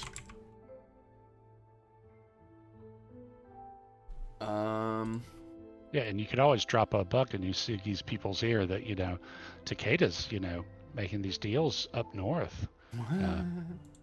Because, Something to consider. it's not like Shingen and Uesugi didn't stay at war with each other for a decade or whatever. Yeah. Yeah, they're long rivals. But any additional duties which to put upon yourselves? Because Kenzo's willing to let you guys have pretty wide portfolios at the moment, because a lot of the Dewa stuff is kind of being dealt with already. Now it's a matter of reaching out to the neighboring areas and getting some handle on what they are, to make the wars in the future way easier. Right. But he doesn't want to get too... at the moment, there's no reason for him to make you be very specific, because he doesn't know a lot. He knows very, very little. So until you guys get back to him with new info, he can't give you specifics. But you can impose specifics on yourselves. I will aim to secure at least one more agent in Mushu.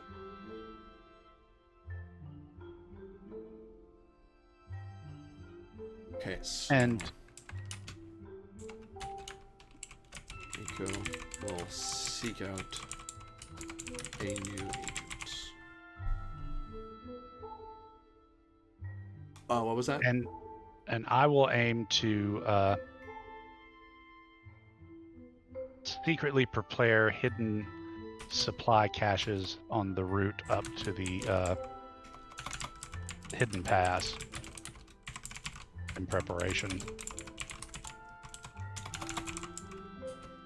Sarah wants to establish hidden caches on the hidden mountain route, which will be easy to do enough because the path will be clear. Right. Any special thing that Takahashi wants to call out for himself when he goes into Ichigo? Because it won't be next week, obviously, but the week after will be this. Right, this so duty will fall on you. I think I will be going in like the disguise of a Ronin or like a wandering samurai. I need to see how the general state of the province is, how people feel about those who are in the north. If the overall sentiment towards the men and women of Dewa is negative or not. And last but not least, sort of a Yojimbo situation. Are the villages happy? Do they seek liberation from Uesugi Kenshin? Is he a tyrant? Perhaps. Okay. Wandering Ronin seeking the people's feelings to Dewa and seeking liberation temperature. So to say. Yeah, very Yojimbo situation.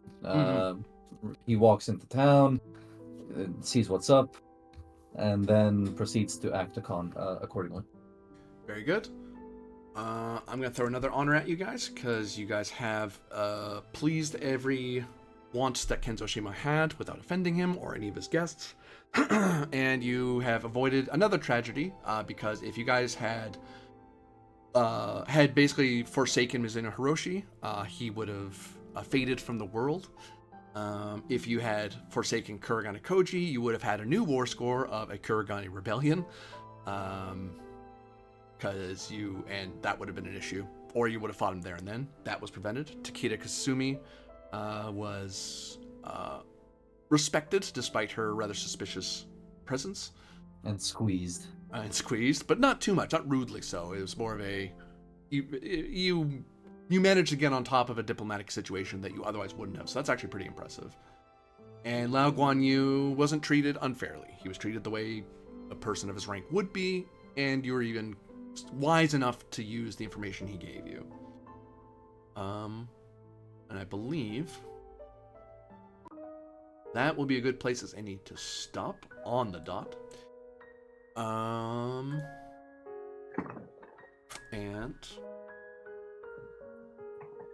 I can get to it. There it is.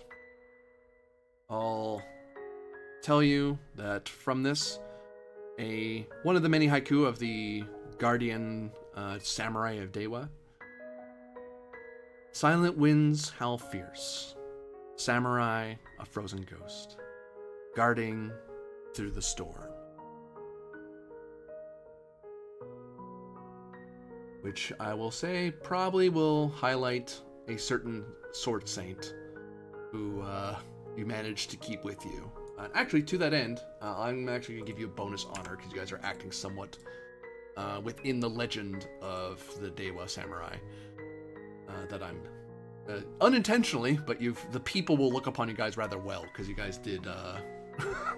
You guys are acting rather legendarily. That said, esteemed guests, beloved patrons, and wandering tourists all, it seems we've reached the end of our story for tonight. Just as the sun sets and the snow falls, so too must every tale find its pause, even if the journey isn't quite finished. But fear not, for the path ahead is still long, and our samurai heroes have much more to face, whether it be steel, frost, or fate itself. I hope you've enjoyed this small slice of our tale, and that you'll return once more to see what becomes of these brave souls in the frozen north. Will their blades cut through destiny, or will they be buried beneath the weight of duty? Only time will tell. But now, let us rest, just as every samurai must at the end of a long day. Until we meet again, may your heart be warm, your spirit strong, and your tea hot. Thank you for joining me, and remember, no story is ever truly over until it is forgotten. So let's keep these tales alive together. Good night, and see you next time. Bye.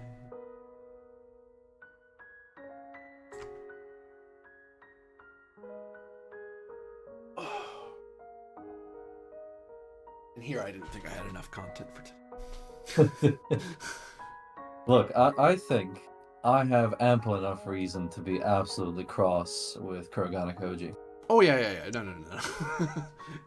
That was a keying moment of two people's geary clashing. I'm like, oh, how are you guys going to maintain honor? Because if you back down without saying a thing, I would have dinged you just as much. Yeah, no, you're backing off. Why are you backing off? You're not a person who's known for doing that.